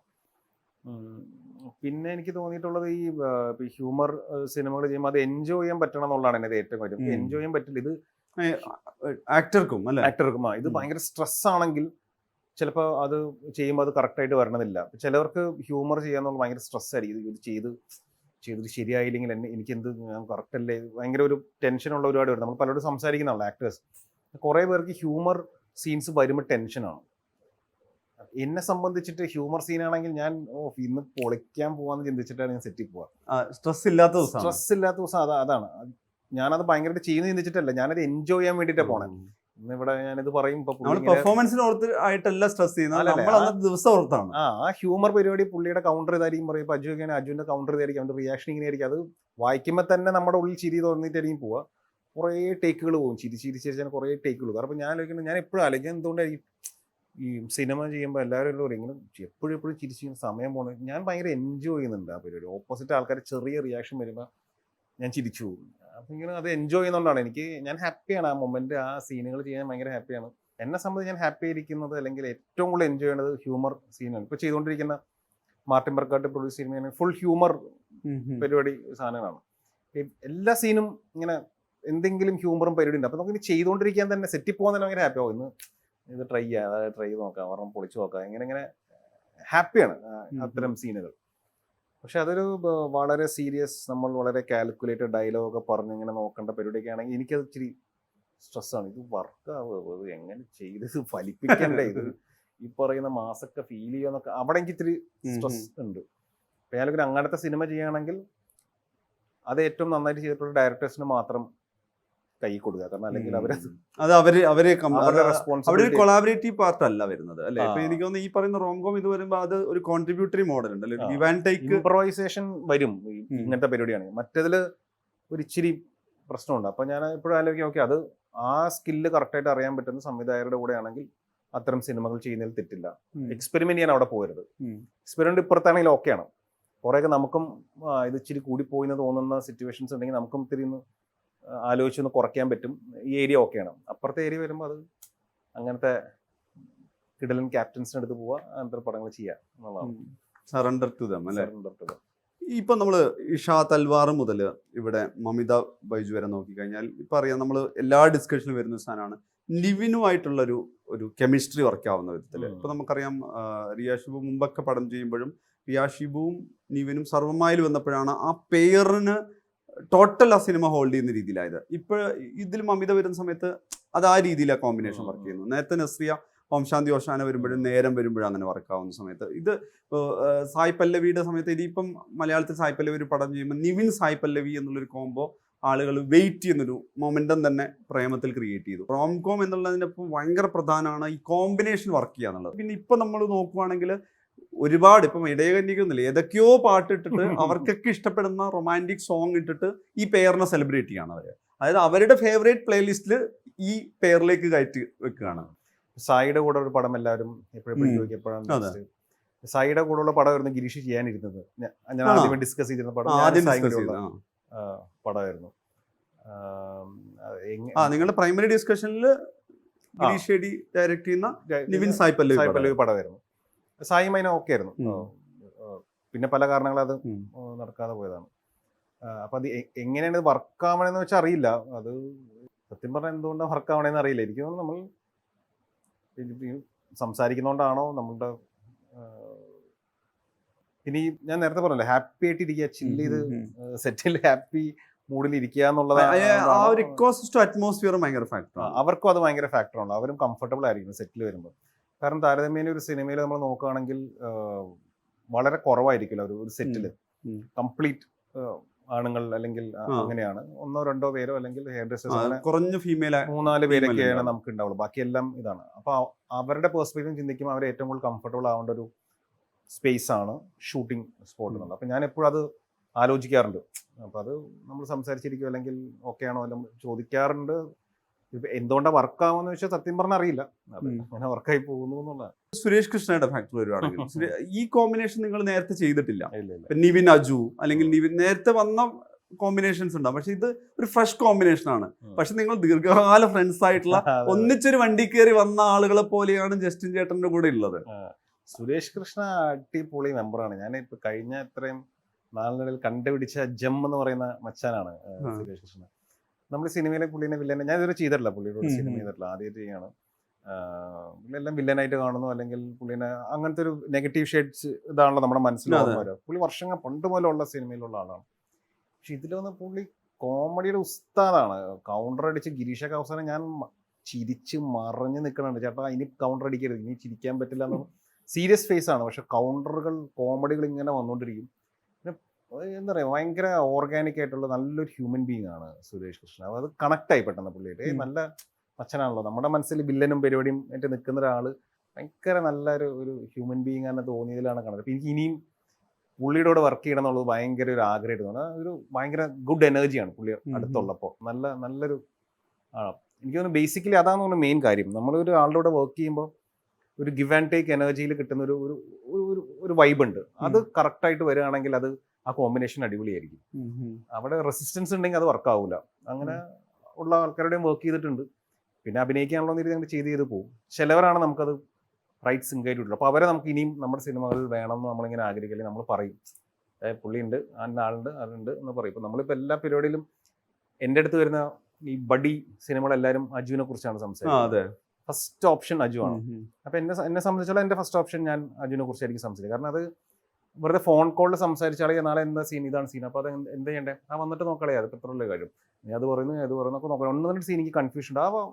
ഒരു ഭയങ്കര രസകരമായിട്ടുള്ള ഒരു സിങ്ക് ഉണ്ട്. അത് സ്പോട്ടിലാണെങ്കിൽ ഒരു റിയാക്ഷൻ പുള്ളി ഒരു പോസ് ഇടുമ്പോൾ അത് പോസാണെന്ന് എനിക്ക് മനസ്സിലാവും. ചില ആൾക്കാർ പറയും നമ്മൾ ഇടയിൽ കയറി പറയില്ല, അപ്പോൾ പുള്ളി ഞാൻ പറഞ്ഞു തീർന്നിട്ടില്ല, ഞാൻ പറയാൻ വരികയായിരുന്നു എന്ന് പറയും. ചിലവരുടെ സിങ്ക് കിട്ടില്ല. അജു ഒരു റിയാക്ഷൻ ഇട്ട് നോക്കുമ്പോൾ എനിക്കറിയാം എന്തോ പറയാൻ വരുന്നുണ്ട്, നമ്മൾ വെയിറ്റ് ചെയ്താൽ മതി, പുള്ളി എന്തെങ്കിലും പറയും. സെയിം തന്നെ അജുവിന് എൻ്റെ അടുത്തും കിട്ടും. അങ്ങനെ കുറച്ച് ആക്ടേഴ്സ് ആയിട്ടാണ് നമുക്കൊരു ഗിവ് ആൻഡ് ടേക്ക് ഉള്ളൂ. ഇതിൻ്റെ ഒരു ബോക്സ് ഓഫീസ് ലാർജർ സക്സസ് ഇത് നോക്കിക്കഴിഞ്ഞാൽ ഇപ്പം എല്ലാവരും പറയുന്നത് വെച്ച് കഴിഞ്ഞാൽ നിവിൻ്റെ റിയൽ പൊട്ടൻഷ്യൽ പുറത്തെടുക്കാതിരുന്നു എന്നുള്ളതാണ്. ഞാൻ അതൊരു ക്രിറ്റിസിസം പെർസ്പെക്റ്റീവിലും കൂടിയല്ല. നിവിനാണ് ഇപ്പം നമ്മുടെ ഇന്റർവ്യൂ തന്നെ പറഞ്ഞിട്ടുണ്ട്, നിവിനാണ് ഈ ബട്ടൺ ഞെക്കാത്തത് നമ്മള് അഖിലുള്ള സമയത്ത്. കാരണം വെച്ച് കഴിഞ്ഞാൽ ഇനിയും നിവിന്റെ റിയൽ പൊട്ടൻഷ്യൽ ഇതില്ല. കാരണം വെച്ച് കഴിഞ്ഞാൽ ഇവിടെ നേരത്തെ നമ്മൾ പറഞ്ഞ പോലെ മറ്റേ പാസ് കൊടുക്കാൻ വേണ്ടിയിട്ട് ഗാലറിയിലുള്ളവർ പോലും റെഡിയാവുന്ന ഒരു ക്രൗഡ് ഉണ്ട് എന്നുള്ള രീതിയിൽ ഈ ഒരു ലോങ് വേയിൽ കാണുന്ന സമയത്ത് ഏതൊക്കെ തരം സിനിമകൾ അതൊരു മിക്സഡ് ബാഗ് ആണോ, എന്താണ് നിവിൻ ആഗ്രഹിക്കുന്നത്? എന്നുവെച്ചാൽ മലയാളത്തിൽ എന്തായാലും എനിക്കൊന്ന് നിവിനിൽ നിന്ന് ഭയങ്കരമായിട്ട് എക്സ്പെക്ട് ചെയ്യുന്ന ഒരു ഓഡിയൻസ് ഇവിടെ സെറ്റാണ്. അതെനിക്ക് ഞാനത് ഭയങ്കരമായിട്ട് തലയിൽ കയറ്റാത്തൊരു ആളാണെന്ന് എനിക്ക് ഫീൽ ചെയ്തിട്ടുണ്ട്. ഒന്നില്ലെങ്കിൽ അത് തുടക്കം അങ്ങനെ ആയതുകൊണ്ടായിരിക്കാം, അല്ലെങ്കിൽ നമ്മളെ സിനിമ അങ്ങനെ അല്ലാതെ വന്നതുകൊണ്ടായിരിക്കാം. ഓരോ സിനിമ ചെയ്യുമ്പോഴും ഓരോ വിജയങ്ങളും പരാജയങ്ങളും ആകുമ്പോഴും അത് ഭയങ്കരമായിട്ട് എടുക്കാറില്ല ഉള്ളിൽ. അങ്ങനെ ഇതിലേക്ക് ഇത് അടുത്ത സിനിമ നമ്മൾ വർക്കാവുണ്ട്, എന്നാൽ ഇത് ഹിറ്റ് അടിച്ചു, എന്നാൽ ഇനി മുതൽ ഞാൻ അങ്ങനെ ആവാം. അങ്ങനെ ഒരു വിജയത്തിന്റെ ഹൈയിൽ നിൽക്കുന്ന ആളല്ല. ഹൈ കിട്ടാറുണ്ട്, പക്ഷെ എന്നാൽ അതിങ്ങനെ ഭയങ്കര തലയ്ക്ക് പിടിച്ച് കൊണ്ടുപോയി നടക്കാറില്ല. കാരണം ഇത് എന്നെ സംബന്ധിച്ച് ഇതാണല്ലോ എൻ്റെ ഉപജീവനമാർഗം എന്ന് പറഞ്ഞ സിനിമയാണ്. പിന്നെ ഇനിയുള്ള സിനിമകൾ നന്നാവണം, അത് ഓക്കെ ഇതിനകത്ത് ഇന്ന കാര്യങ്ങളെല്ലാം വർക്കായിരുന്നു, അപ്പോൾ അടുത്തതിൽ നമ്മൾ കുറച്ചുകൂടി ബെറ്റർ ആക്കിയാൽ നല്ലതാണെന്നുള്ളത്. പിന്നെ സർവമായ ഹിറ്റായപ്പോൾ ഒരു സംഭവം മനസ്സിലായത്, ഓക്കെ ആൾക്കാർക്ക് ഇഷ്ടമുണ്ട്, ഓക്കെയാണ്. പടമൊക്കെ കാണാൻ വരും, അവരൊക്കെയാണ്. അവരൊക്കെയാണ്. നമ്മളൊന്നും ഓക്കെ ആയാൽ മതി എന്നുള്ള ഒരു സാധനം കിട്ടിയത്. കാരണം വിഷയത്തിലുള്ളൂ, നമ്മുടെ ചുറ്റുമുള്ളവർ നമ്മളോട് പറഞ്ഞു തരുന്ന ഒരു നെറേറ്റീവ് ഉണ്ടല്ലോ. നമ്മുടെ സിനിമകൾ പരാജയപ്പെടുമ്പോൾ അവർ പറയും അയ്യോ പ്രശ്നമാണ്, ഇനി ഭയങ്കര ഇഷ്യൂസിൽ പോയിക്കൊണ്ടിരിക്കുന്ന സിനിമകൾ അങ്ങനെ ഇങ്ങനെ എന്ന് പറയുമ്പോൾ നമ്മൾ എഴുതി ഓക്കെ നമ്മുടെ സിനിമകൾ വേണ്ടായിരിക്കും, അതുകൊണ്ടായിരിക്കും. അങ്ങനെയൊന്നും ഇല്ല. അത് നമ്മൾ റൈറ്റ് സിനിമ റൈറ്റ് പരിപാടി നല്ല ക്ലീൻ ആയിട്ട് കൊടുത്താൽ അത് കാണാൻ ആൾക്കാരുണ്ടെന്ന് എനിക്ക് മനസ്സിലായത് സർവമായ ഹിറ്റ് അടിച്ചപ്പോഴാണ്. ഓക്കെ, ഇത് വർക്ക്സ്, ആൾക്കാരുണ്ടെന്നുള്ളത്. അപ്പം ബദലയും കൂടി വർക്കാവുമ്പോൾ നമുക്കത് ഭയങ്കര സന്തോഷമുണ്ട്. അവരും ഭയങ്കര ഹാപ്പിയാണെന്ന് കാണുമ്പോൾ നമുക്ക് ഇടയ്ക്ക് തോന്നും അയ്യോ പിന്നെ അത് നമ്മൾ ഭയങ്കര റെസ്പോൺസിബിൾ പരിപാടിയാണല്ലോ എന്നുള്ള ഉള്ളിൽ തോന്നലുണ്ട്. എന്നിരുന്നാൽ തന്നെയും ഒരു കരിയർ മുമ്പോട്ട് പോകണല്ലോ. അപ്പോൾ പല രീതിയിലുള്ള സിനിമകൾ ചെയ്യണം എന്നുള്ളതും ഒരു ആസ് ആൻ ആക്ടർ എനിക്ക് ആഗ്രഹമുണ്ട്. ആക്ച്വലി വലിയ സിനിമകൾ വരണമെന്ന് ഞാൻ ഭയങ്കരമായിട്ട് ആഗ്രഹിക്കുന്നുണ്ട്. നമ്മുടെ മലയാളത്തിൽ നിന്ന് മൗണ്ട് ചെയ്യുന്ന മറ്റുള്ള ഭാഷയിലെ ആൾക്കാർ ഈ സിനിമയെ കുറിച്ച് സംസാരിക്കുന്ന വലിയ സക്സസ് ആവുന്ന സിനിമകൾ വരണം. എന്നാലാണ് ഒരു ഇൻഡസ്ട്രി ഗ്രോത്ത് ഉണ്ടാവുള്ളൂ. ഭയങ്കര ബഡ്ജറ്റിൽ വരണം എന്നല്ല ഞാൻ പറയുന്നത്, പക്ഷേ എല്ലാ ലാംഗ്വേജിലും നമുക്ക് സൈമിൾട്ടേനിയസ് ഇറക്കാൻ പറ്റുന്ന, എല്ലാ ലാംഗ്വേജിൽ ഇറക്കിയാലും തിയേറ്ററിൽ നിറയുന്ന പോലെയുള്ള സിനിമകൾ നമുക്ക് മോൾഡ് ചെയ്യാൻ പറ്റണം എന്നുള്ളത് എനിക്ക് ഭയങ്കര ആഗ്രഹമുണ്ട്. അപ്പം അങ്ങനത്തെ പടങ്ങളുടെ ചർച്ചകളും ഇതൊക്കെ നടക്കുന്നുണ്ട്. ചിലത് ഭയങ്കര ഹൈ ബഡ്ജറ്റാണ്, ചിലത് അത്ര ബഡ്ജറ്റ് ഇല്ല, പക്ഷേ നല്ല രീതിയിൽ ചിലപ്പോൾ വർക്കാവാൻ സാധ്യതയുള്ള, അതെൻ്റെ ഉള്ളിൽ ഇങ്ങനെ ഒരു ആഗ്രഹം പോലെ ഇങ്ങനെ കിടക്കുന്നുണ്ട്. ഇപ്പോൾ എല്ലാ ആക്ടേഴ്സും ട്രൈ ചെയ്യുന്ന അതാണല്ലോ. ഇപ്പോൾ ദുൽഖർ ഐ ആം ഗെയിം സിനിമയായിട്ട് വരുന്നത്, അത് ഭയങ്കര ബിഗ് ബഡ്ജറ്റിൽ ഒരുങ്ങുന്ന ഒരു സിനിമയാണ്. അത് മലയാള സിനിമ അത് എല്ലാ ലാംഗ്വേജിലും ഡബ് ചെയ്യുന്നു, മൾട്ടിപ്പിൾ സമയത്ത് സൈമിൾട്ടേനിയസ് ആയിട്ട് ഇറക്കുന്നു. ഹിന്ദി മുതൽ എല്ലാത്തിലും ദുൽഖർ ഇറക്കാൻ ശ്രമിക്കുന്നതിൻ്റെ മെയിൻ റീസൺ എന്താണ്? അങ്ങനെ ഒരു സിനിമ മലയാളത്തിൽ നിന്ന് വരട്ടെ എന്നുള്ളൊരു ആഗ്രഹം കൊണ്ടാണ്. അത് പൃഥ്വി ട്രൈ ചെയ്തിട്ടുണ്ട്, ലാൽ സാർ ട്രൈ ചെയ്തിട്ടുണ്ട്, മമ്മൂക്ക ട്രൈ ചെയ്തിട്ടുണ്ട്. എല്ലാവരും ട്രൈ ചെയ്യണം എന്നുള്ളതാണ് എൻ്റെ ഒരു ആഗ്രഹം. അത് കൺസിസ്റ്റന്റ് ആയിട്ട് എല്ലാ ആക്ടേഴ്സിന്റെ കയ്യിൽ നിന്ന് ഓരോ പടം വെച്ച് അല്ല എല്ലാവരും ട്രൈ ചെയ്താലാണ് ഏതാണ് അല്ലെ സക്സസ്ഫുൾ ആവുക. എല്ലാവരും ട്രൈ ചെയ്തിട്ട് എല്ലാവരുടെ പടവും വിജയിക്കട്ടെ. അങ്ങനെ മലയാള സിനിമ എന്ന് പറയുമ്പോൾ ഇപ്പൊ നമ്മൾ നല്ല പേരുണ്ട്. പുറത്തൊക്കെ നമ്മൾ പോകുമ്പോൾ എല്ലാവരും നിങ്ങളുടെ ലാംഗ്വേജ് സിനിമ എന്ത് രസമാണ് കണ്ടുകൊണ്ടിരിക്കാൻ എന്ന് പറയുന്നുണ്ടെങ്കിലും നല്ല പൊട്ടൻഷ്യലി ഗ്രോ ചെയ്യുന്ന വലിയ സിനിമകളും കൂടി വന്നാൽ ബെറ്റർ. കന്നഡ വരുമ്പോൾ അവിടുന്ന് കാന്താര, KGF പുറത്തേക്ക് വരുന്നുണ്ടല്ലോ എന്ന് പറയപ്പെടുന്നത് പോലെ മലയാളത്തിൽ നിന്നും ഓരോ വർഷവും എല്ലാ ആക്ടേഴ്സും ഓരോ പടം അങ്ങനെ ട്രൈ ചെയ്താൽ മേ ബി അല്ലെ ഒരു 3-4 വർക്ക് ചെയ്താൽ ഒരുപാട് ഡോസ് ഓപ്പൺ ആവുമല്ലോ. ഒരു സിനിമ ഭയങ്കരമായിട്ട് ഹിറ്റ് അടിക്കുമ്പോൾ പിന്നാലെ വരുന്ന സിനിമകൾക്ക് അത് ഭയങ്കരമായിട്ട് ഓക്കെ ഇത് ട്രൈ ചെയ്യാൻ പറ്റും എന്നുള്ള തോന്നലുകൾ വരും. അത് എല്ലാവരും ട്രൈ ചെയ്തുകൊണ്ടിരിക്കട്ടെ എന്നുള്ളത് ഞാൻ. ഇപ്പൊ ഈ ദുൽഖറും ഐ ആം ഗെയിമും പറഞ്ഞുകൊണ്ട് പറയാണ്. ഇപ്പോൾ റീസെന്റ് ദുൽഖറിന്റെ ബർത്ത്ഡേക്ക് നിവിൻ ഇട്ടൊരു ഫോട്ടോ, എനിക്ക് തോന്നുന്നത് നിങ്ങൾ മിക്ക ബർത്ത്ഡേക്കും ഷെയർ ചെയ്യുന്ന ഫോട്ടോയാണ്. എന്നാൽ ഷെയർ ചെയ്യാറുണ്ട്, പോസ്റ്റുകൾ ചെയ്യാറുണ്ട്. പക്ഷെ അതിനുശേഷം ഉണ്ടാക്കിയ ഒരു സംഗതിയാണ് നിങ്ങളുടെ കോമ്പിനേഷനിൽ ഒരു പടം. കാരണം വെച്ചാൽ നേരത്തെ ഈ പറഞ്ഞ വിക്രമാദിത്യനാണെങ്കിലും ഈ പറയുന്ന ഇതില് അജു കുട്ടു ഫാക്ടറൊക്കെ വന്നിട്ട് ആളുകൾ കണക്റ്റഡ് ആണ്. അപ്പൊ നിവിൻ ദുൽഖർ കോമ്പിനേഷനിൽ ഒരു സിനിമ ശരിക്കും അങ്ങനെ ഒരു ആലോചനയുടെ പുറത്ത് അതിന്റെ തുടർച്ചയിൽ അങ്ങനെ എന്തെങ്കിലും വന്നൊരു ഫോട്ടോ ആയിരുന്നോ? അല്ലല്ല, ഞങ്ങള് ഒരു INC അവാർഡ് എന്ന് പറഞ്ഞത് ബോംബെയിലൊരു അവാർഡ് പ്രോഗ്രാമിൽ വെച്ചാണ് നമ്മൾ ഒരുപാട് നാളുകൾക്ക് ശേഷം കാണുന്നത്. അപ്പം അന്ന് അവിടെ ഒരു നൈറ്റ് പാർട്ടി ഉണ്ടായിരുന്നു. അപ്പം ഞാനുണ്ടായിരുന്നു, ദുൽഖറുണ്ടായി. അങ്ങനെ നമ്മൾ കുറേ നേരം സംസാരിച്ച് സിനിമ ഇത് കുറേ കാര്യങ്ങളുണ്ട്. കുറേ നാൾ കഴിഞ്ഞിട്ട് കാണാൻ പല പേഴ്സണൽ കാര്യങ്ങൾ അങ്ങനെ ഒന്നും പറഞ്ഞ് നമ്മൾ തീർക്കേണ്ട കാര്യങ്ങളൊക്കെ ഉണ്ട്. അപ്പോൾ അതെല്ലാം പറഞ്ഞ് ഞാനിങ്ങനെ 10 കൊല്ലം മുമ്പ് എങ്ങനെയായിരുന്നോ അതേ വൈബിൽ തന്നെയാണ് ദുൽഖറായിട്ട് ഇപ്പോഴും ഫീൽ ചെയ്യുന്നത്. അവനും ഫീൽ ചെയ്യുന്നത് അത് തന്നെയാണ്. അപ്പോൾ നമ്മൾ ആലോചിച്ചു ഓക്കെ അൺവാണ്ടഡ് ആയിട്ട് ഒരു 10 വർഷം സിനിമ ചർച്ചകളില്ലാതെ മുമ്പോട്ട് പോയി. പിന്നെ അങ്ങനെ വേണ്ട, ഇനി നമുക്ക് ഒരുമിച്ചൊരു സിനിമ ചെയ്യാം. ദുൽഖർ ആലോചിക്കുന്നുണ്ട്, നമ്മുടെ സൈഡിൽ നമ്മൾ ആലോചിക്കുന്നുണ്ട്. സ്ക്രിപ്റ്റ് അതിൻ്റെ ഒരു സെർച്ച് ഓണിലാണ്. ജോമായിട്ടും എല്ലാവരുമായിട്ടും ഉള്ള ഡിസ്കഷൻസ് ഉണ്ട്. അങ്ങനെ ഒരു ഇൻട്രസ്റ്റിംഗ് സ്ക്രിപ്റ്റ് വരികയാണെന്നുണ്ടെങ്കിൽ ഡെഫിനറ്റ്ലി ഒരുമിച്ച് ചെയ്യാന്നുള്ള ഒരു ഇനീഷ്യൽ ഡിസ്കഷനിലാണ് നിൽക്കുന്നത്. ഇപ്പം 2 ദിവസം മുന്നേ കൂടി പറഞ്ഞു. ഇപ്പം പടം വർക്കായപ്പോൾ അവൻ മെസ്സേജ് അയച്ചു, കൺഗ്രാറ്റ്സ് എല്ലാം. ഇമ്മീഡിയറ്റ് സ്ക്രിപ്റ്റ് ഇട്ടിട്ട് അടുത്ത ഓണം നമുക്ക് ഒരുമിച്ച് ഇറങ്ങാം. ഇത് ഈ ഓണത്തിന് 2ആയിട്ട് ഇറങ്ങാനിരുന്നതാണ്. ഇനി അടുത്ത് നമുക്ക് നോക്കാം. അങ്ങനെ ഒരു പരിപാടി വരികയാണെങ്കിൽ ദുൽഖറും ബില്ലിംഗ് ആണ്, ഞാനും ബില്ലിംഗ് ആണ്. അങ്ങനെ ഒരു സ്ക്രിപ്റ്റ് വരണം, ദുൽഖറും ഹാപ്പി ആവണം, ഞാനും ഹാപ്പി ആവണം. അങ്ങനത്തെ ഒരു സംവിധായകനും അതിന് ഫ്രീ ആയിട്ട് വരണം. എല്ലാം കോമ്പിനേഷൻ കറക്റ്റായിട്ട് വന്നാൽ ഡെഫിനറ്റ്ലി അങ്ങനെ ഒരെണ്ണം ട്രൈ ചെയ്യണമെന്നുണ്ട്. ബാംഗ്ലൂർ ഡേയ്സ് ശരിക്കും ഒരു on screen off screen bonding ഉണ്ടാക്കിയ പടം അല്ലേ? അതെ. എനിക്ക് പറയുന്നുണ്ട് ദുൽഖറിന്റെ കയ്യിൽ ദാദ നിൽക്കുന്ന ഫോട്ടോയും വീഡിയോ ഒക്കെ ആ സമയത്ത് ഉണ്ടായിരുന്നല്ലേ? അതൊക്കെ ഭയങ്കര ക്ലോസ് ആയിരുന്നു ആ സമയത്ത്. ഫാമിലി എല്ലാവരും ഫാമിലി ഒരുമിച്ചായിരുന്നു അതിൻ്റെ അകത്ത്. പിന്നെ അത് എനിക്ക് തോന്നുന്നു അതിന് അങ്ങനെ ഒരു റിലേഷൻഷിപ്പ് അല്ലെങ്കിൽ ഒരു ഫ്രണ്ട്ഷിപ്പ് ഒക്കെ തുടങ്ങാൻ മെയിൻ റീസൺ അവിടെ ഇതേപോലെ ഒരുക്കി തന്നിട്ടുള്ള ഒരു അറ്റ്മോസ്ഫിയർ ആണ്. അത് അഞ്ജലി മേനോൻ ചെയ്തതാണ്. അഞ്ജലി മേനോൻ ആദ്യമേ തന്നെ വന്ന് പറഞ്ഞത്, നിങ്ങൾ 3 പേര് ഇതിൻ്റെ അകത്തുണ്ട്, നിങ്ങൾ ടെൻഷൻ അടിക്കേണ്ട, നിങ്ങളുടെ 3 പേരും കാര്യം ഞാൻ കറക്റ്റായിട്ട് നോക്കും. ആരും ഒരു ഇതുണ്ടാവുമല്ലോ, 3 നായകന്മാരെ അഭിനയിക്കുന്ന നിങ്ങളെല്ലാം ഇതെല്ലാം ബ്രേക്ക് ചെയ്തേക്കൂ. അവിടെ നിന്ന് തുടങ്ങിയ ഫ്രണ്ട്ഷിപ്പാണ് ദുൽഖറായിട്ട്. അത്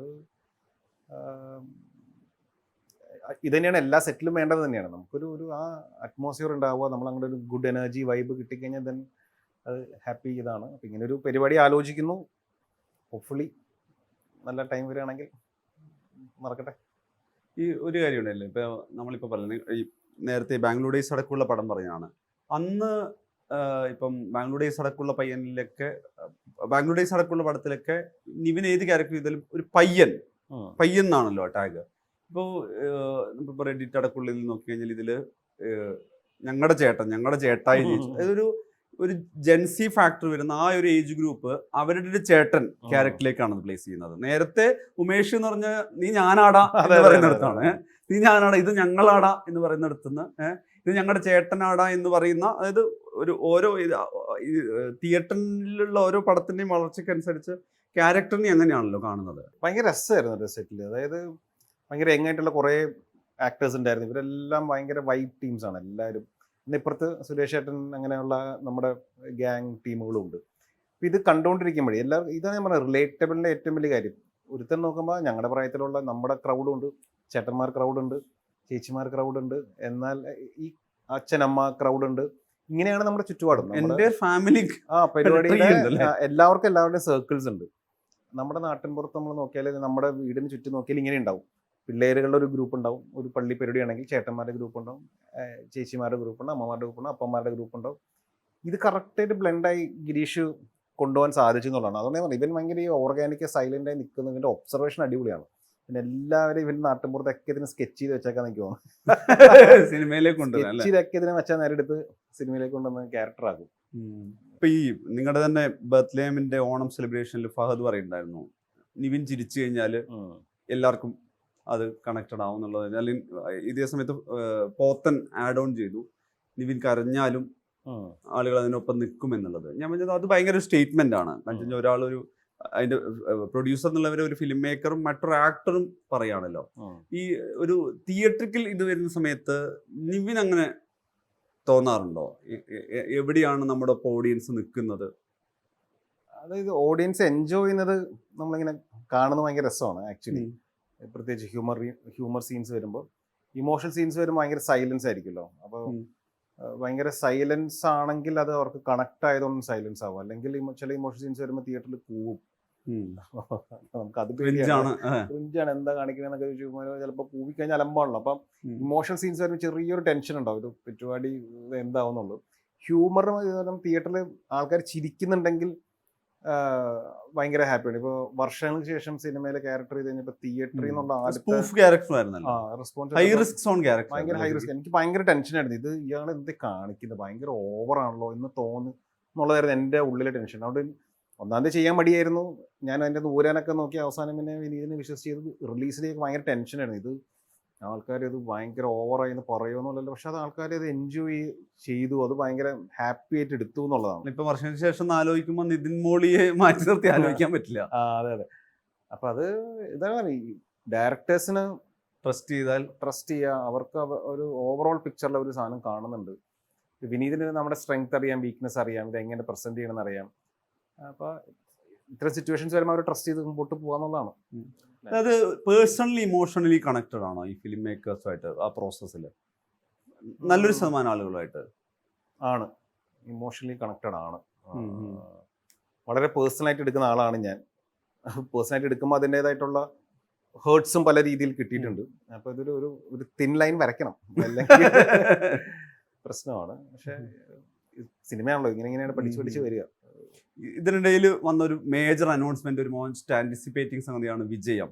അതായത് വിജയം അനൗൺസ് ചെയ്തതിന്റെ പിന്നാലെ വന്നിരിക്കുന്ന സംഗതിയായിരുന്നു ഒരു അൺബോക്സ് ചെയ്യുന്നത്. അതായത് അൺബോക്സ് എന്ന് പറയുന്ന കാലത്തിന് മുമ്പ് തന്നെ നിവിനൊരു ബൈക്ക് നിവിന്റെ വീട്ടിൽ അൺബോക്സ് ചെയ്യുന്ന ഒരു ഫോട്ടോ വന്നിട്ടുണ്ടായിരുന്നു പണ്ട്. എനിക്കൊന്ന് പ്രേമത്തിന് പിന്നാലെ ശരിക്കും അങ്ങനെ ഒരു അൽഫോൺസിന്റെ ഒരു പ്രൊജക്ട് വരുന്നു എന്നുള്ളത് ഇല്ലെങ്കിൽ പ്രേക്ഷകരെല്ലാം കാത്തിരിക്കുന്ന ഒരു കോമ്പിനേഷനാണ് ആഫ്റ്റർ പ്രേമം. ആഫ്റ്റർ പ്രേമം നമ്മൾ ചെയ്യാൻ വെച്ചിരുന്ന സിനിമയായിരുന്നു ഇത്. പിന്നെ അത് അൽഫോൺസിന് 3D ചെയ്യണമെന്ന് ആഗ്രഹം എന്ന് പറഞ്ഞ് മാറ്റി വെച്ച സിനിമയാണ്. പക്ഷെ അപ്പോൾ ഈ സിനിമ ചെയ്യണം, അപ്പം അങ്ങനെ എനിക്കൊരു ബൈക്ക് മേടിക്കണം തോന്നി, എന്നാൽ ഇത് പ്രാക്ടീസ് ചെയ്യണം എന്ന് തോന്നിയിട്ട് ഞാൻ അന്ന് മേടിച്ച ബൈക്കാണ്.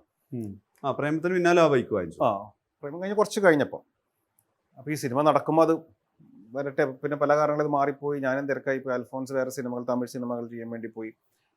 പല കാരണങ്ങളും നടന്നില്ല. പിന്നെ അടുത്ത് എല്ലാവരും പറഞ്ഞു അത് കുറേ നാളായാലും ഇരിക്കുന്നു, അത് വിറ്റ് കളഞ്ഞൂടെ, എന്തിനാണ് വെച്ചിരിക്കുന്നത്, പൈസ തരാം അത് എന്നൊക്കെ പറഞ്ഞ് വിളിക്കുന്നത്. അപ്പോൾ ഈ ബൈക്ക് കാണുമ്പോൾ ഞാനിങ്ങനെ ആലോചിക്കടാ, ഞാൻ ഭയങ്കര ഇമ്പോർട്ട് ചെയ്താ ഞാൻ ഭയങ്കര ആഗ്രഹിച്ച് മേടിച്ചൊരു ബൈക്കാണ്. അത് ഈ സിനിമയ്ക്ക് വേണ്ടിയിട്ടാണ്.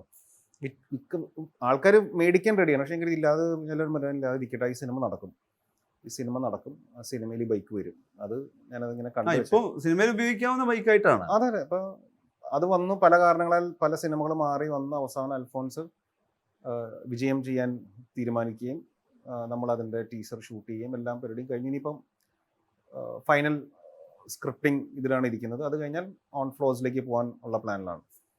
അപ്പോൾ ബൈക്ക് അതിലേക്ക് വരും. അപ്പോൾ ചില കാര്യങ്ങൾ നമ്മൾ തീവ്രമായി ആഗ്രഹിച്ചാൽ നടക്കും എന്ന് പറയുന്ന പോലെ ഞാൻ ഈ ബൈക്ക് ഇങ്ങനെ എല്ലാവരും എന്നോട് പറഞ്ഞെങ്കിലും അപ്പോഴും ഞാൻ എൻ്റെ മനസ്സ് പറഞ്ഞേ കേട്ടുള്ളൂ, ഇല്ല ഈ സിനിമ നടക്കും, അത് കൊടുക്കണ്ട, ഈ സിനിമയിൽ ഈ ബൈക്ക് ഞാൻ എടുത്ത് ഉപയോഗിക്കും. അത് തീരുമാനിച്ചവിടെ വെച്ചേക്കാണ്. ഇനി കഴുകി പൊടി തട്ടി എടുക്കണം, സർവീസൊക്കെ ചെയ്ത്.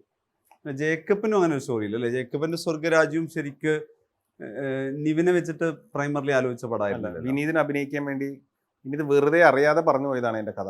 അന്ന് മുതലേ പറഞ്ഞു ഈ സിനിമ ഞാൻ ചെയ്യും. അപ്പോൾ വിനീത് പറഞ്ഞാൽ പ്രേമമെല്ലാം ഇറങ്ങി, അപ്പോൾ പ്രേമം കഴിഞ്ഞിട്ട് നീ ചെയ്യേണ്ട പടമല്ല അത് അങ്ങനെ ശരിയാവില്ല. നമ്മൾ ഒരു കുഴപ്പമില്ല, എല്ലാവരും അങ്ങനത്തെ പ്രേമം നമ്മൾ അങ്ങനെ സംഭവിച്ചു പോയതല്ലേ, നമുക്ക് അങ്ങനെ നമ്മൾ പ്ലാൻഡ് ഒന്നുമല്ലല്ലോ, അതുകൊണ്ട് കുഴപ്പമൊന്നുമില്ല, ഇത് വർക്കാവും. പുള്ളി കുറേ പറഞ്ഞ് എല്ലാവരും കൊണ്ട് വിളിച്ച് പറയിപ്പിച്ച് ശല്യം കാരണം വന്ന പടമാണ് ജേക്കബിൻ്റെ സ്വർഗരാജ്യം. അതിങ്ങനെ ചെയ്യണമെന്ന് ആഗ്രഹിച്ച് ചെയ്ത സിനിമയാണ്.